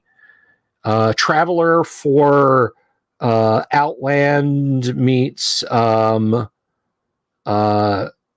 little bit of Star Trek, and FOSSA Star Trek for Star Trek. Let me see. Star Frontiers was okay. Star Frontiers wasn't bad. So let me do this. Let me grab. I'm going to post. Oh, that's so serendipitous. Somebody literally just made a post, like when I logged into my Twitter account, and it was a picture of Starfleet battles. This game was released when I was 12. Just out of the blue, right as I was talking about Star Trek. Ugh, spooky. Tell me the internet's not listening. Hey, everybody.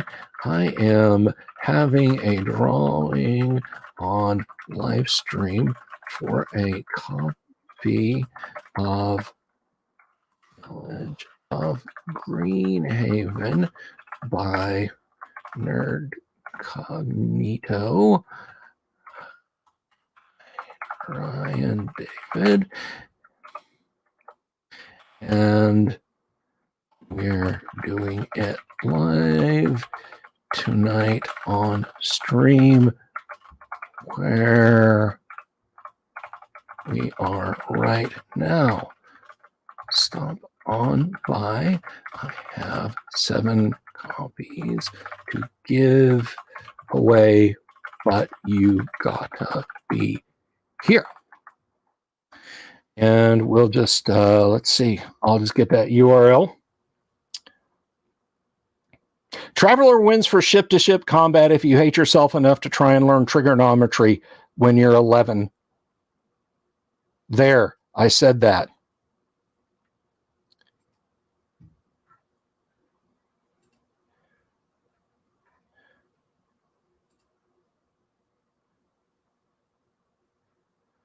Oh, I never did a link. Damn. I feel terrible about that. Still, I think everybody showed up.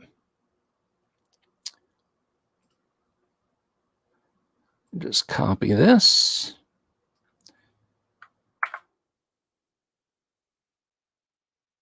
Over here. All right. So that's folks on Twitter told, so we'll see what happens.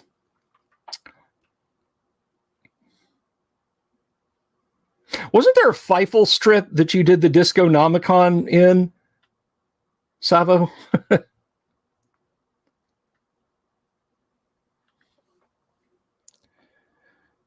So we'll see if we get some more folks coming over.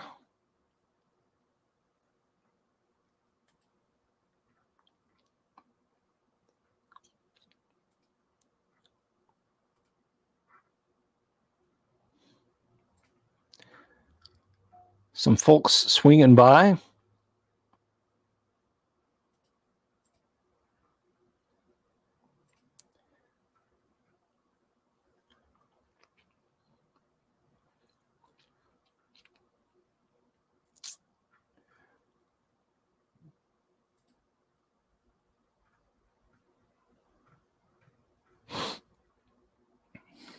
Discomancer. That was it. The Discomancer.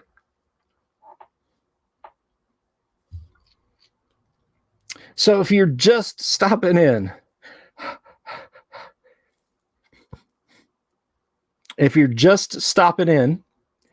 if you want a chance to win one of the 7 copies that we have to give out of Village of Greenhaven, then what you need to do is you need to pipe up in the chat and say, yes, I want to be entered in that drawing.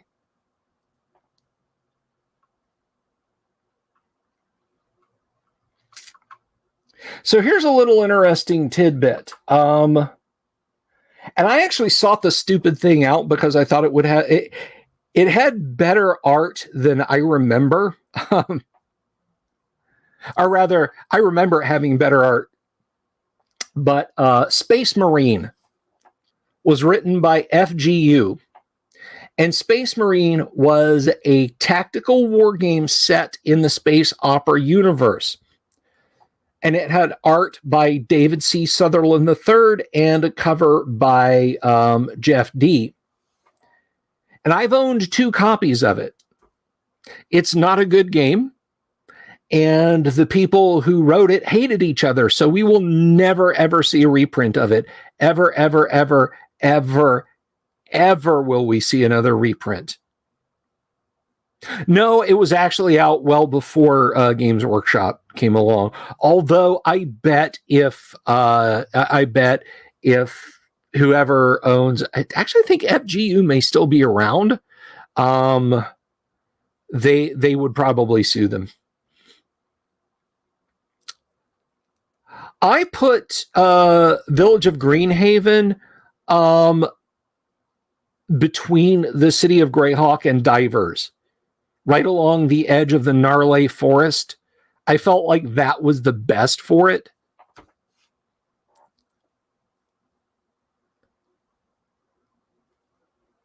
Yeah, Warlord of Mars was on sale for like 5 minutes. There is a damn fine you know what? I'm going to see, or rather, Warriors of Mars. Now, I'm going to tell you guys something right now.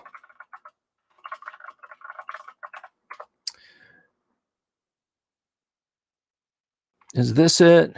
Nope, that's not it. That's somebody's. Okay, yeah, it's on the Internet Archive. So this is a really, really good PDF copy, and I recommend you download it. That will never be in print again. And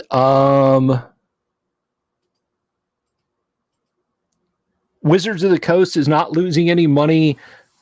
Garrett Gygax and Brian Bloom, of course, are long deceased, as are the artists who did art in it. So who did do the art in this? Tracy had said that he did some of the art in it.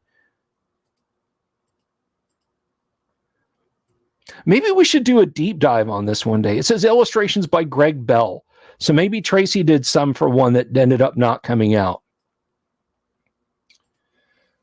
It will never be in print again. It is pure unobtainium.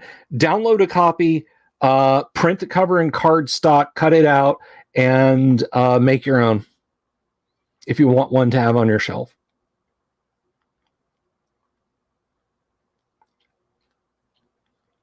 FGU is still going, that's awesome. But yes, at that time, the Burroughs estate was still very much active in the defense of their licenses and titles and that sort of thing. And I think now that ERB has passed away, it has been long enough that the stuff is, you know what, maybe this is a good time to ask. Is Edgar Rice Burroughs public domain? Died in 1950, so all of his works are now in the public domain in the countries that use the Life Plus 70 rule. The first 5 novels from that are in public domain. The rest of it is all free. So in most of the world, the original work of Burroughs is now in public domain. So yeah, you're not going to get in trouble. Download that. Boobs on page 3. Thank you. Thank you, Savo. I want that as a punchline in the next Fightful comic. And she's flipping through some holy book. Ooh, boobs on page 3.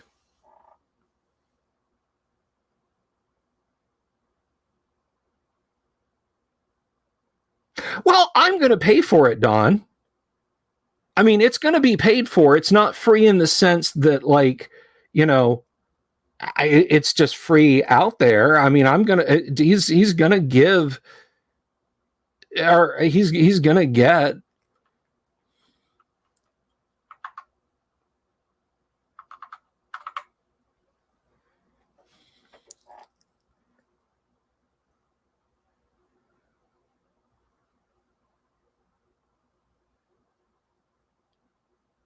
I mean, he will get the money. Steamboat Tarzan. That's funny. By the way, if you're into DOS, like vintage computing, you'll have to do a little bit of digging, but you can download Steamboat Willie for DOS. It's like the whole cartoon crammed down so it'll fit on a 360K floppy, and it plays. It'll play right off of your 8088 PC. Okay, all right, dude.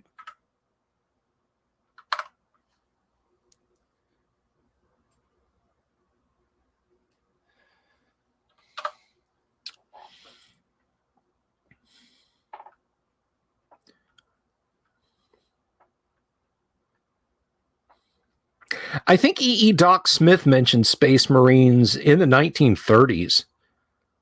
And I don't just mean in the sense of like, oh, they're the United States Marine Corps, but they're in the outer reaches of the upper atmosphere.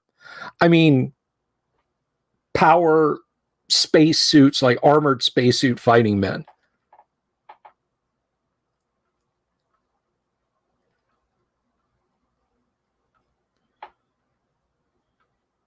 Okay, so I'm going to do, at the top of the hour, I'm going to do one more call for entrance. We have 30 entrants for the drawing for one of the 7 free copies of Village of Greenhaven that we're going to be giving out. And then the last 30 minutes, we're just going to BS, and then I'm going to do the drawing at the bottom of the hour, at the bottom of the next hour. And we have Frozen Tuna Deluxe, Dungeon Minister, Dungeon Delvers, Peter Flagg, James Seymour, Kabuki Kid, Uncle Brat, Venger, Orbital Air, Retro DM Ray, Lightmane, Death Angels, RPG Grandma, Jason Jacobson, Alan Canning, Thane Kyle, Daniel Rowan, Kanek, Miss Bella Games, Cal Vanoni, Command Post Gaming, Alexander, Lux Armok, Mike Dimart, Don McCleary, Local 433 Gumby, Unregistered Hypercam 2, 3 Dot, David McCauley, Imperial Ramblings, and Dab DNA. Thank you very much. Thank you very much, Savo. I appreciate it. Thank you for hanging out.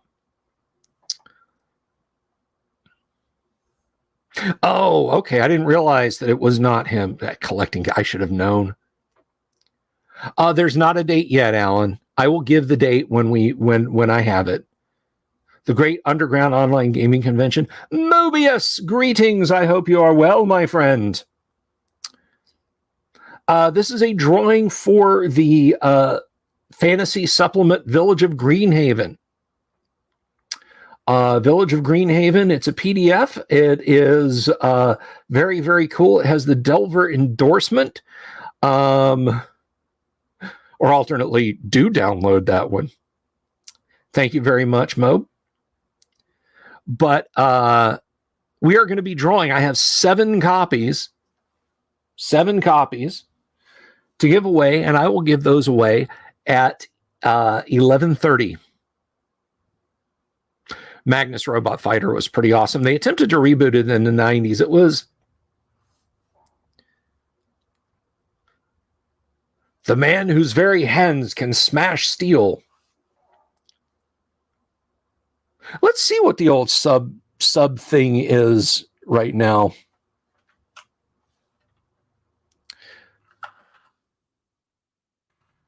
Let's head over to the channel dashboard.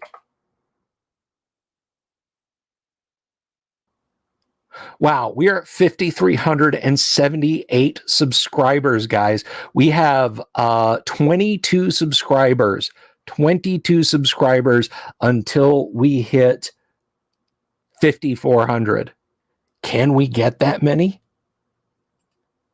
Will that many people dare to subscribe? We'll see.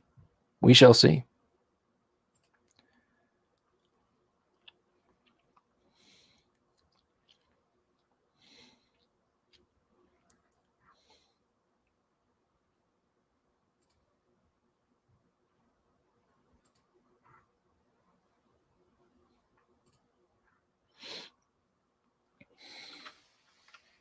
You can. I know it's okay. Actually, I think it was up at 79 earlier this evening. I think somebody unsubscribed, or they got unsubscribed because YouTube, or it was a bot and YouTube. I think you could use Flash to create an AD&D game. But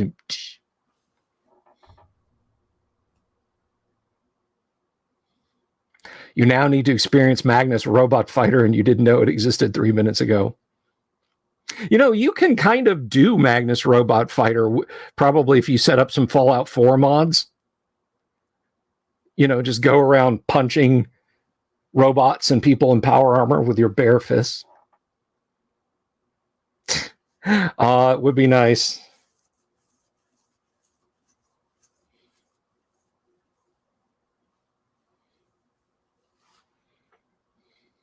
Oh, that's a good question. How and why did I start this channel? And I like telling this story. I'm going to put this up here. So the channel started back in 2014. And I thought I would just do it to talk about D&D stuff. And I did, and it was bad. If you go all the way back to the videos from 10 years ago, they're not good. It was mostly me talk. I think I talked about the Keep on the Borderlands. I talked about Lost Caverns of Sochconth. I reviewed some miniatures. Just a little bit of nonsense here and again. And really the channel just ended up being fallow for a long time.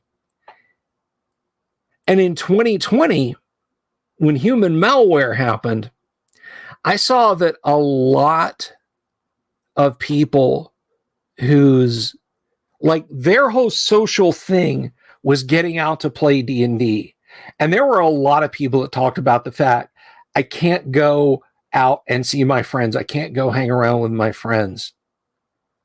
And they were pretty upset. So I said, I'll be your friend and you can hear me talk and you can talk to me.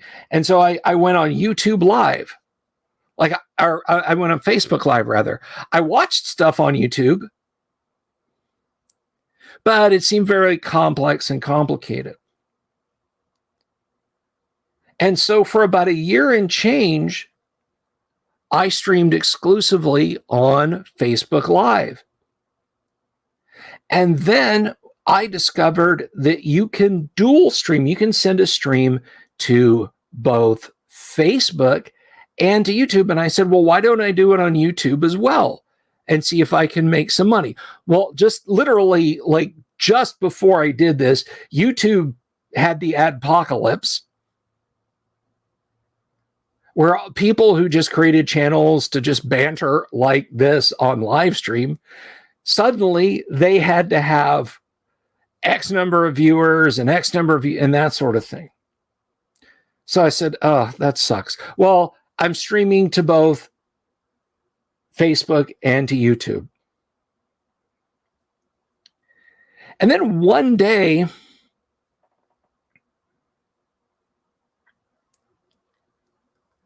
I get this message on Facebook from Facebook, and they said, at this timestamp on this video for this long, you have used copyrighted music, so we're blocking that video until you can fix it. And there was no way for me to reach out to a person. It was not until Bards of Greyhawk gave me the excellent music that they gave me, and then later Bob Antone gave me the excellent music he gave me,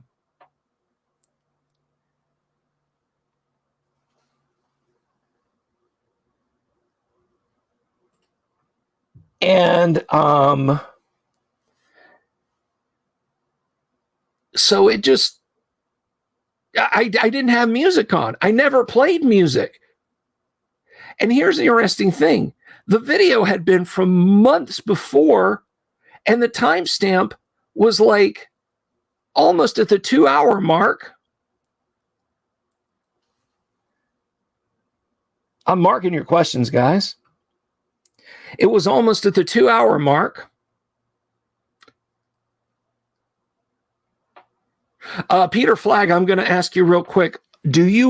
Are you in the list for the drawing for a copy of Village of Greenhaven? This is the last chance. This is the last call. If you guys don't get in the next 1 minute, the door is closed. The door is completely closed. I have 7 copies of Village of Greenhaven to give out. Do you want in the drawing? Oh, you're on the list. That's right. You're way early on the list. All right. Yeah, 30 seconds, guys. But anyway, I couldn't talk to a person. I went and looked at the timestamp in the video. It's just me talking. Their AI system just said, nope. Nope. Nope. You're done. You're done. And I realized if they can do that to one of my videos, they can do that to all my videos all the time. And because they weren't willing to give me an answer, I wasn't willing to risk getting wrecked by them. So I moved everything over here to YouTube. I've gotten tagged by YouTube a few times, but I know what I did. Does $100 still buy naming rights for one NPC? Send me $100. I'll work something out with you.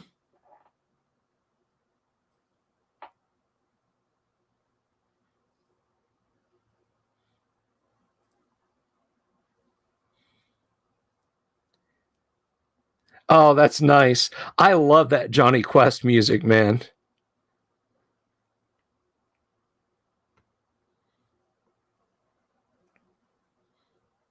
All right, that's it.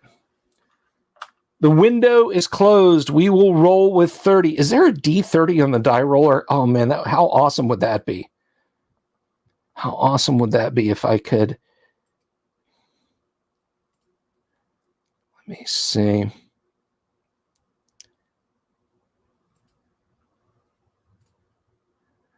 Can I add...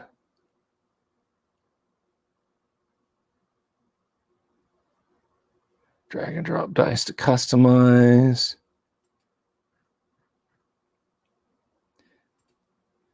Nope. There's no D30 on DD dice.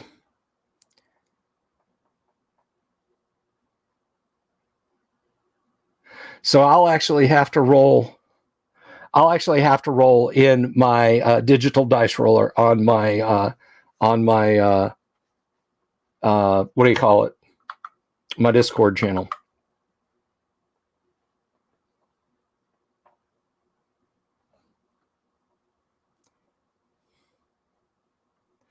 Super science, you damn it.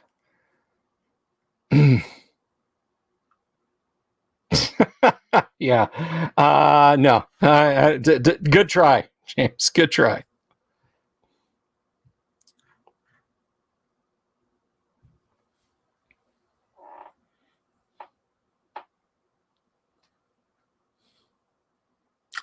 But anyway, so that's why I did what I did. Now let's look at some other questions. So I did have a couple of others. Don wants to know my worst character concept. Okay, it was in Hero System, and see, it's weird because it was a bad character concept for the group I was with, but I think it was an amazing character concept in the overall. It was the Nullifier. If you guys don't know hero system. This might not make any sense to you, but basically, hero system lets you build any power. I built a guy who was anti-powers. Tons of stuff mashed together that normally you would never do for a character because you would be focusing on other things. And so I did like 2 times armor piercing find weakness. So I could look at someone and look through their defenses and find out where they were the weakest and tell another character. I had like power suppression. I could make powers less powerful. I had drains. I had all kinds of stuff that could normalize an enemy. And that is, if you ask me, that is the kind of thing that you find in a very good minor villain in Fantastic Four or the Avengers or something, except I was a hero. So yeah, exactly. So the nullifier. And I bought it all because I got it through a focus, and I'm not going to go into his backstory.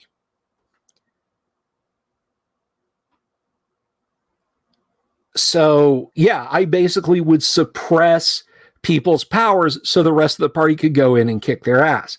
But at the end of the sessions, they'd be like high-fiving each other about this haymaker or that, that pushed energy blast or, that move through or whatever. And I'd be like, I dropped his defenses. Well, my attack still hit. I still hit. I basically ended up completely useless. So I just made up just some thinly veiled ripoff of Johnny Storm. I ran him for a few weeks before our game master got distracted by something shiny. So it was my best and worst for Hero System all combined together, Don. What is my greatest moment as a DM or player? Oh my God, that's such a question.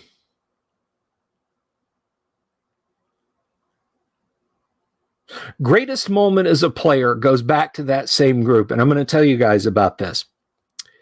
When I first met my buddies Rob, his brother Kev,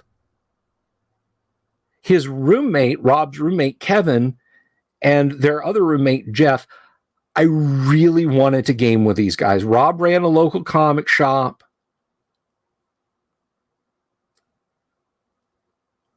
And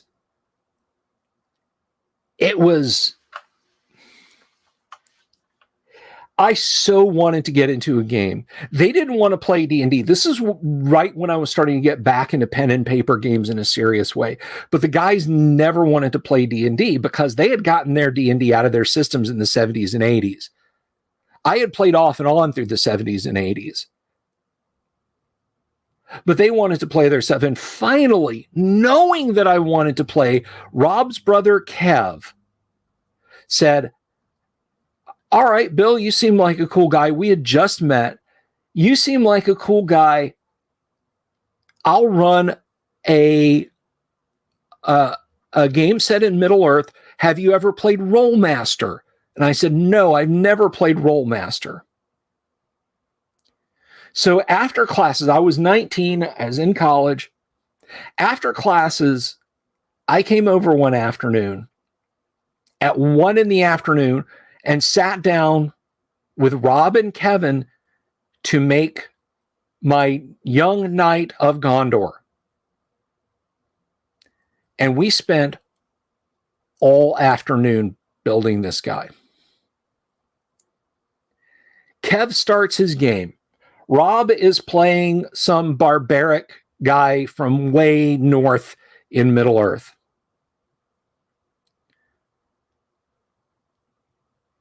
Just right off the bat, hates my character, calls him a fop, calls him a dandy. Yeah, Gondor, who just like 10 years before had borne the brunt of Sauron's armies. Hey, thank you, Mark. I really appreciate that.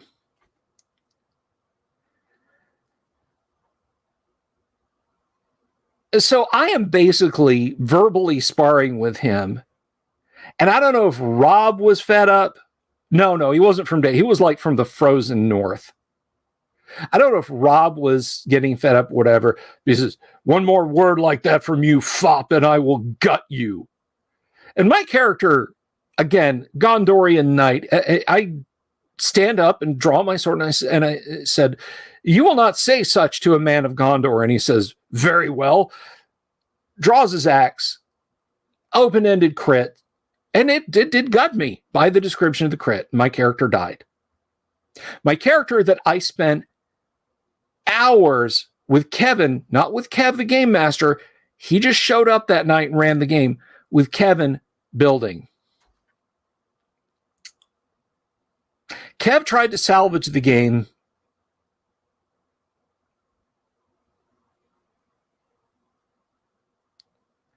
I was pretty upset.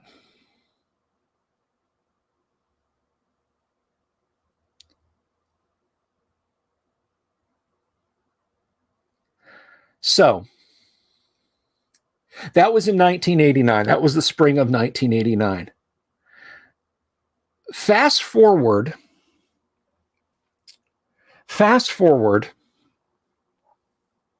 It's about 1993-ish. I get a page while I'm at work one night. I was working retails. Pager goes off. Call the number. It's Rob. I bet the three roommates had split up. One of them had gone off to Desert Storm. Jeff. I'm still in touch with Jeff. Jeff's a good guy.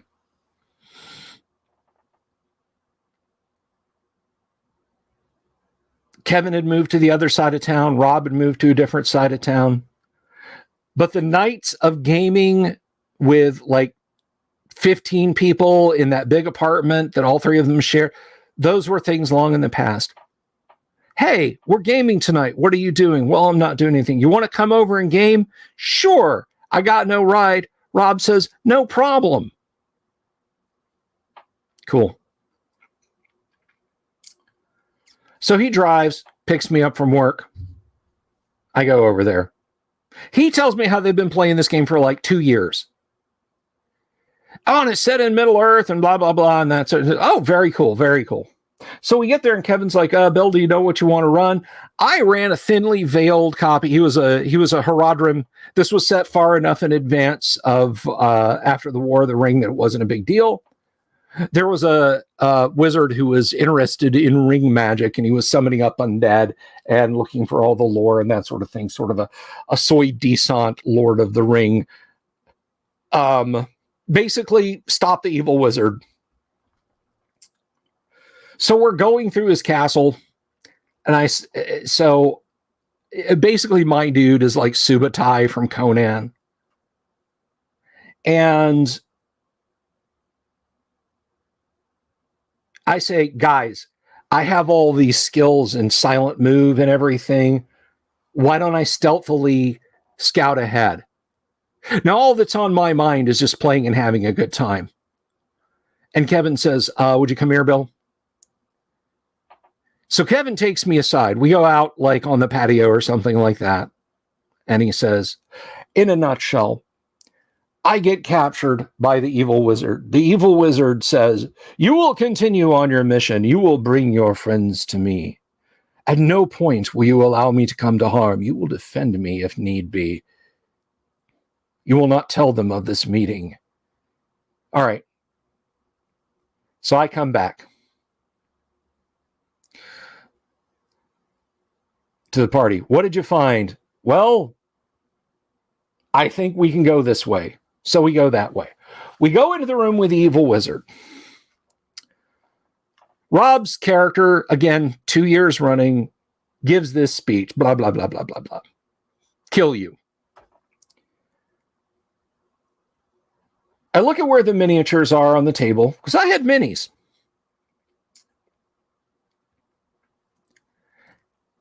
And I take Kevin aside, and I say, Kevin, who's the closest and most menacing?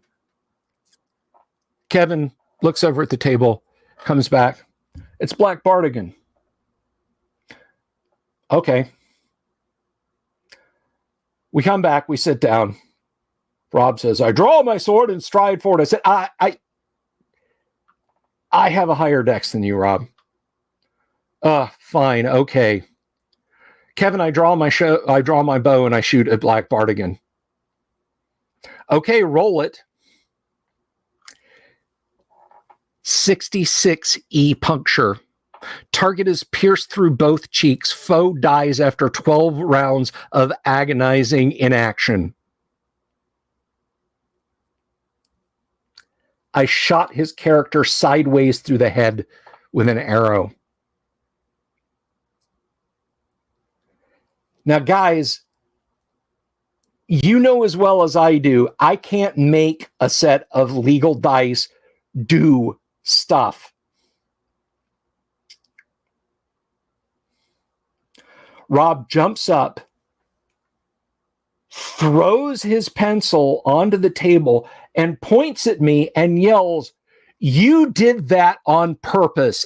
That's because I killed that stupid Gondor squire of yours." He was incensed. Rob was beside himself with anger.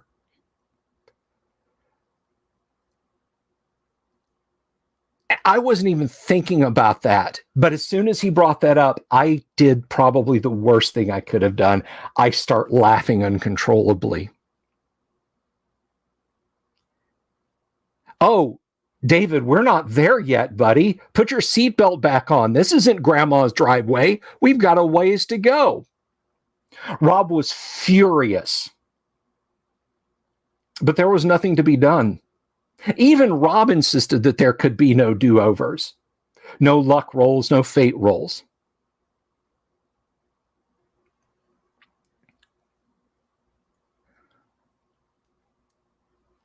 A 2-year campaign, and I ended it in chaos.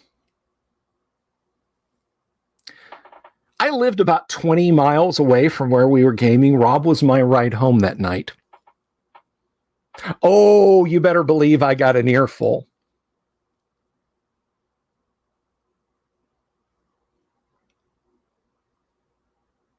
To be fair, he didn't blame me. He blamed the dice. I explained it to him.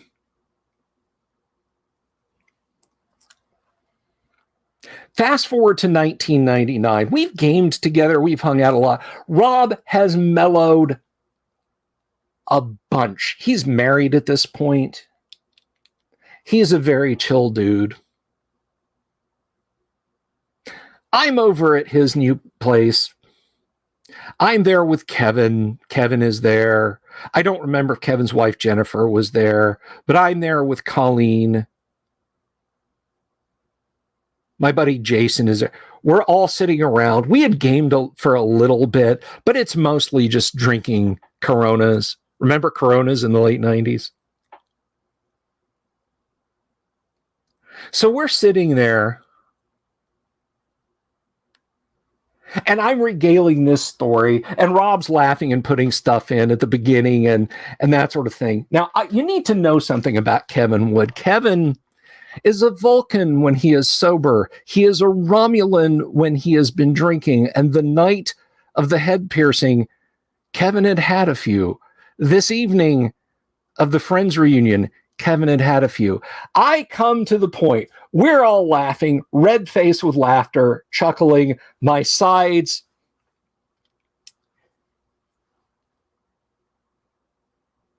Kevin, I say, and you know,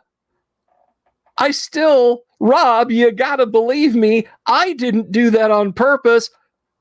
Peals of laughter, room gets quiet.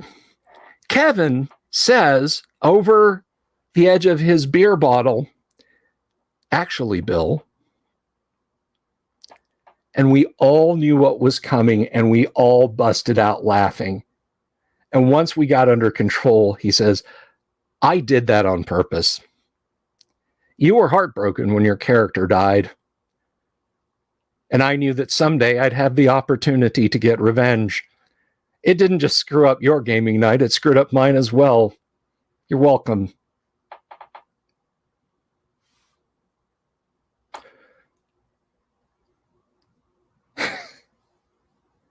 And that is my greatest moment as a player. Oh, I was a pawn in Kevin's game, but I was a player. And now you may take your seatbelt off.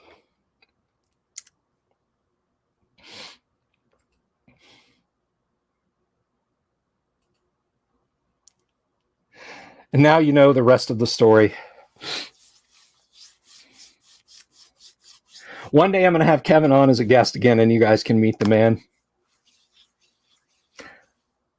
It was pretty awesome. I want to take a few minutes. We're coming up to the bottom of the hour, and we're going to have that drawing. But I want to take a little bit here to give some thanks.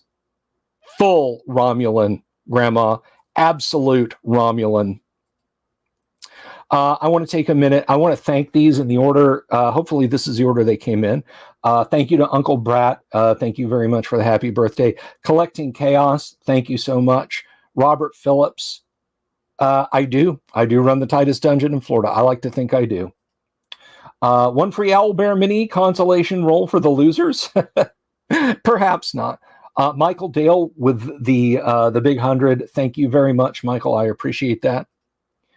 Wenger, it's my birthday, time to make another try. I tried and failed. 3 Dot, I appreciate it.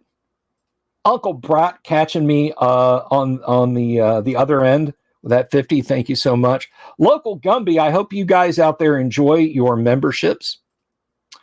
Local Gumby with a 20, a quartet of sawbucks, I believe you would call that. Super sticker from Alan, much appreciated. And Wenger, thank you for the blessed spell. Didn't exactly come off. Too late for seatbelts. We already being a DM. Kevin isn't a supervillain in training. Kevin is a supervillain. Full stop. Hello, Thor.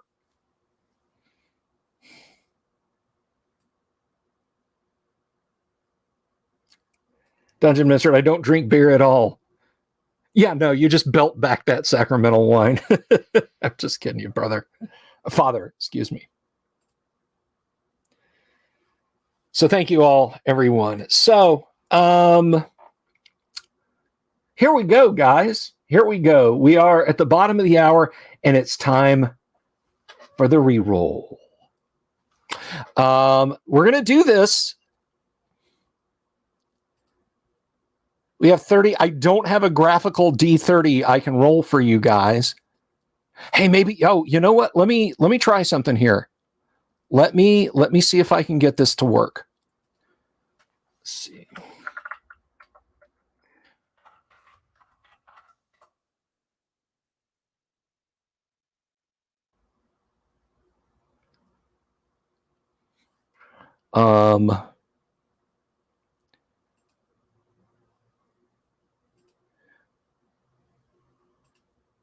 I don't think that's not going to work. The stupid thing is not taking. I said, roll a D30 and it's. Nope. Okay. So here we go. I'm going to start rolling this dice.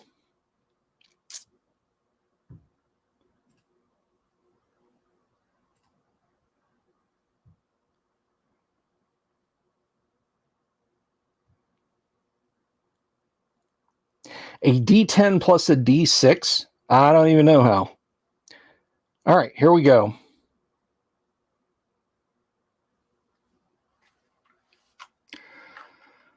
Okay, so here we go.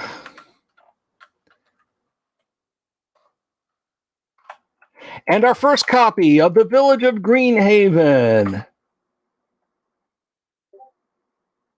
We get a 19. Who is on slot number 19? Ms. Bella Games.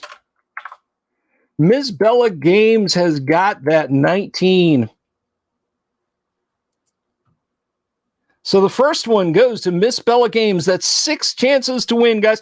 Don't tear up your tickets yet, please.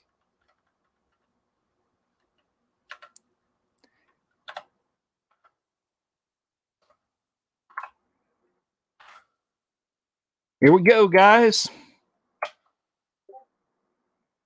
6. James Seymour. I'm sorry. I spoke too soon. Kabuki Kid. James, you are 5. I will show the list. That is Kabuki Kid. Sorry about that. All right, here we go. That's 2 copies. There's 5 copies left.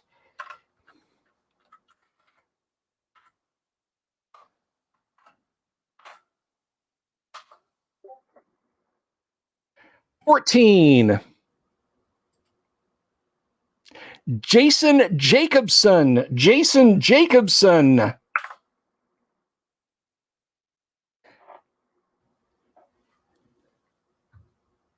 Now, you guys have got to contact me. You've got to ping me, email.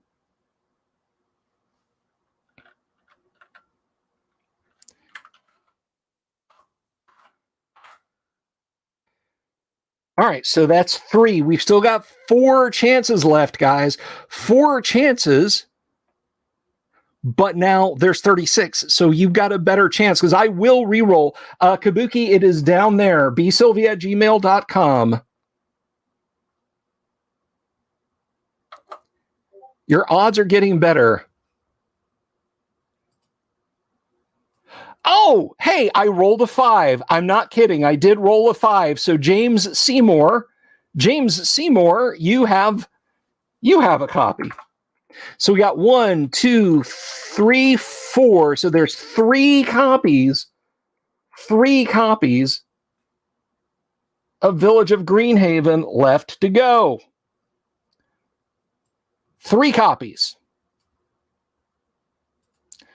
Here we go.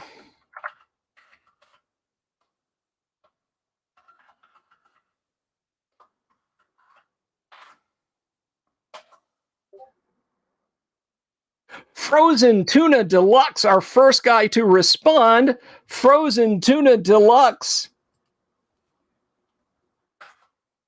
has got himself a copy of Village of Greenhaven.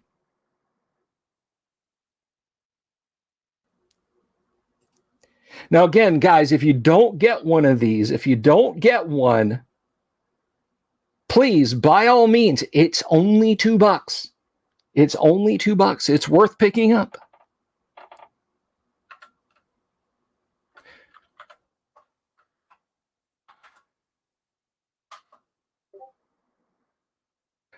$28 is 3. David McCauley. David McCauley has a copy of Village of Greenhaven. PM, email, however, get me your contact info. So let's see. That is 1, 2, 3, 4, 5, and 6. We have 1 more copy to go. Who's it gonna be? Let's see now.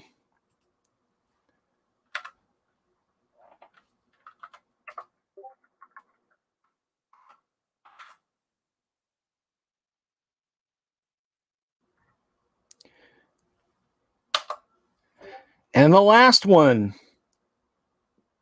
Unregistered Hypercam 2. Congratulations to our winners. This is a reward for role playing. Well, I'm playing and I'm rolling, so let me see here. Hey, guys, guess what?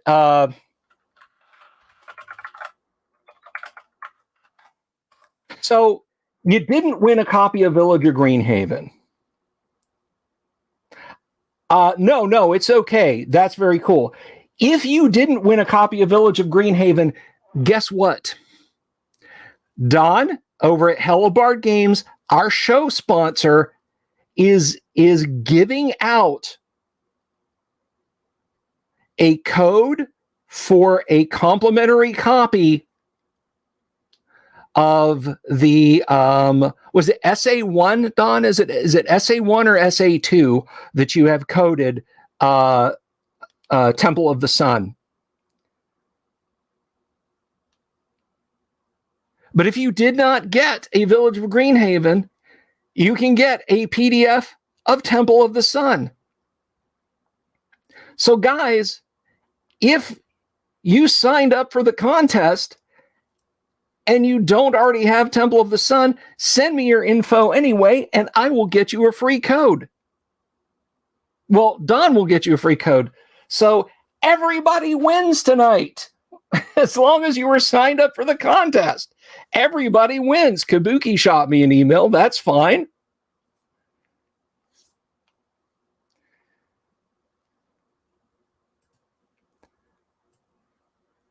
So, Dungeon Minister, Dungeon Delvers, Peter Flag, Uncle Brat, Vanger Orbital Air, Retro DM Ray, Lightmane, Death Angels, RPG Grandma, Alan Canning, Thane Kyle, Daniel Rowan, Connect, Cal, Venoni, Command Post Gaming, Alexander, Lux Armok, Mike Dymart, Don McCleary, Local 433 Gumby, Imperial Ramblings, and Dav DNA.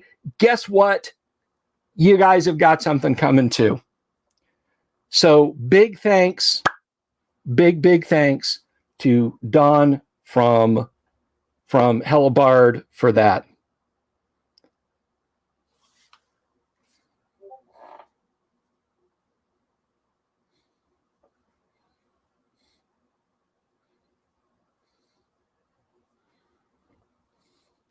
So what do we got here? Let's see.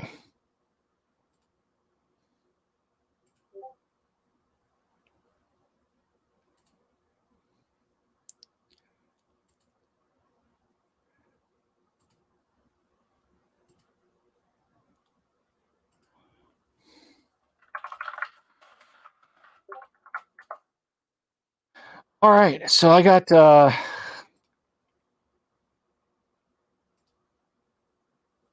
I got so many people pinging me now. Yes. So I got Dungeon Delvers. I got you.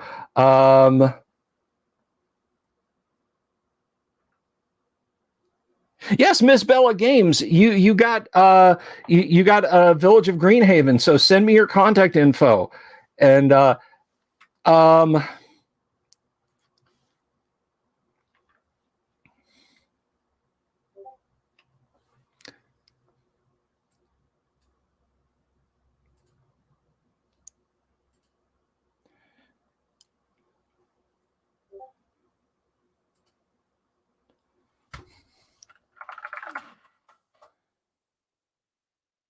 so yeah, I'm getting your messages and stuff. Email me, whatever. Please, if you're going to email me or if you're messaging me on Discord or whatever, let me know if it's for Temple of the Sun or if it's for Village of Greenhaven. And the Temple of the Sun stuff, I will send to Don and let him send you your codes, if that's okay with you, Don. And you Village of Greenhaven folks, I will start getting you your stuff tomorrow. Okay?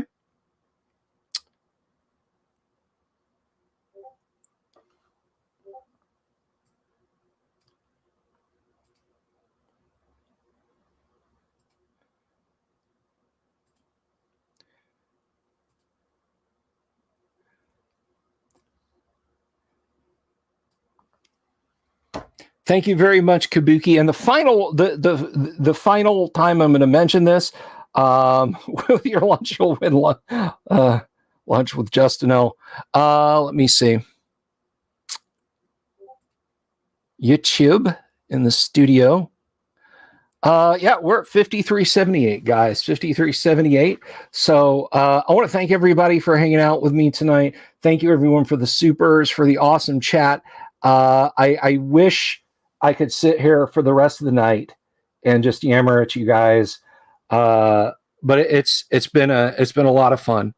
It's been a lot of fun, guys, hanging out with you. I'll do it again next year if the good Lord permits, and I'm here next year. Yes, Thor. It is back up on drive-through, and I do recommend picking it up. It is definitely back up there. I'll be back tomorrow. Kyle will be here. We'll see what fun Kyle's going to have.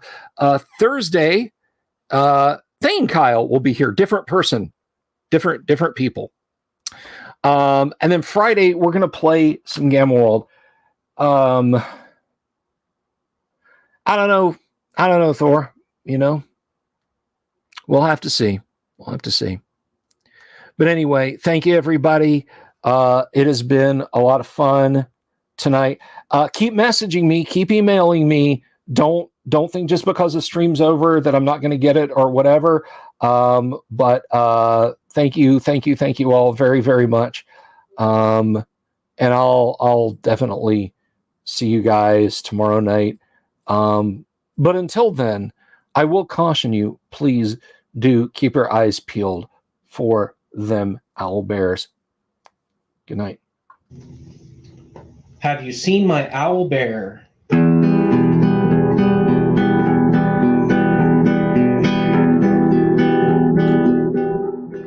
Here's to all the weirdos everywhere in the woods and in the air. Have you seen my owl bear? Should I shave off all my hair? Bobs are all around. Some live in tunnels underground. Some are fat, some are rich, some are sleeping in a ditch.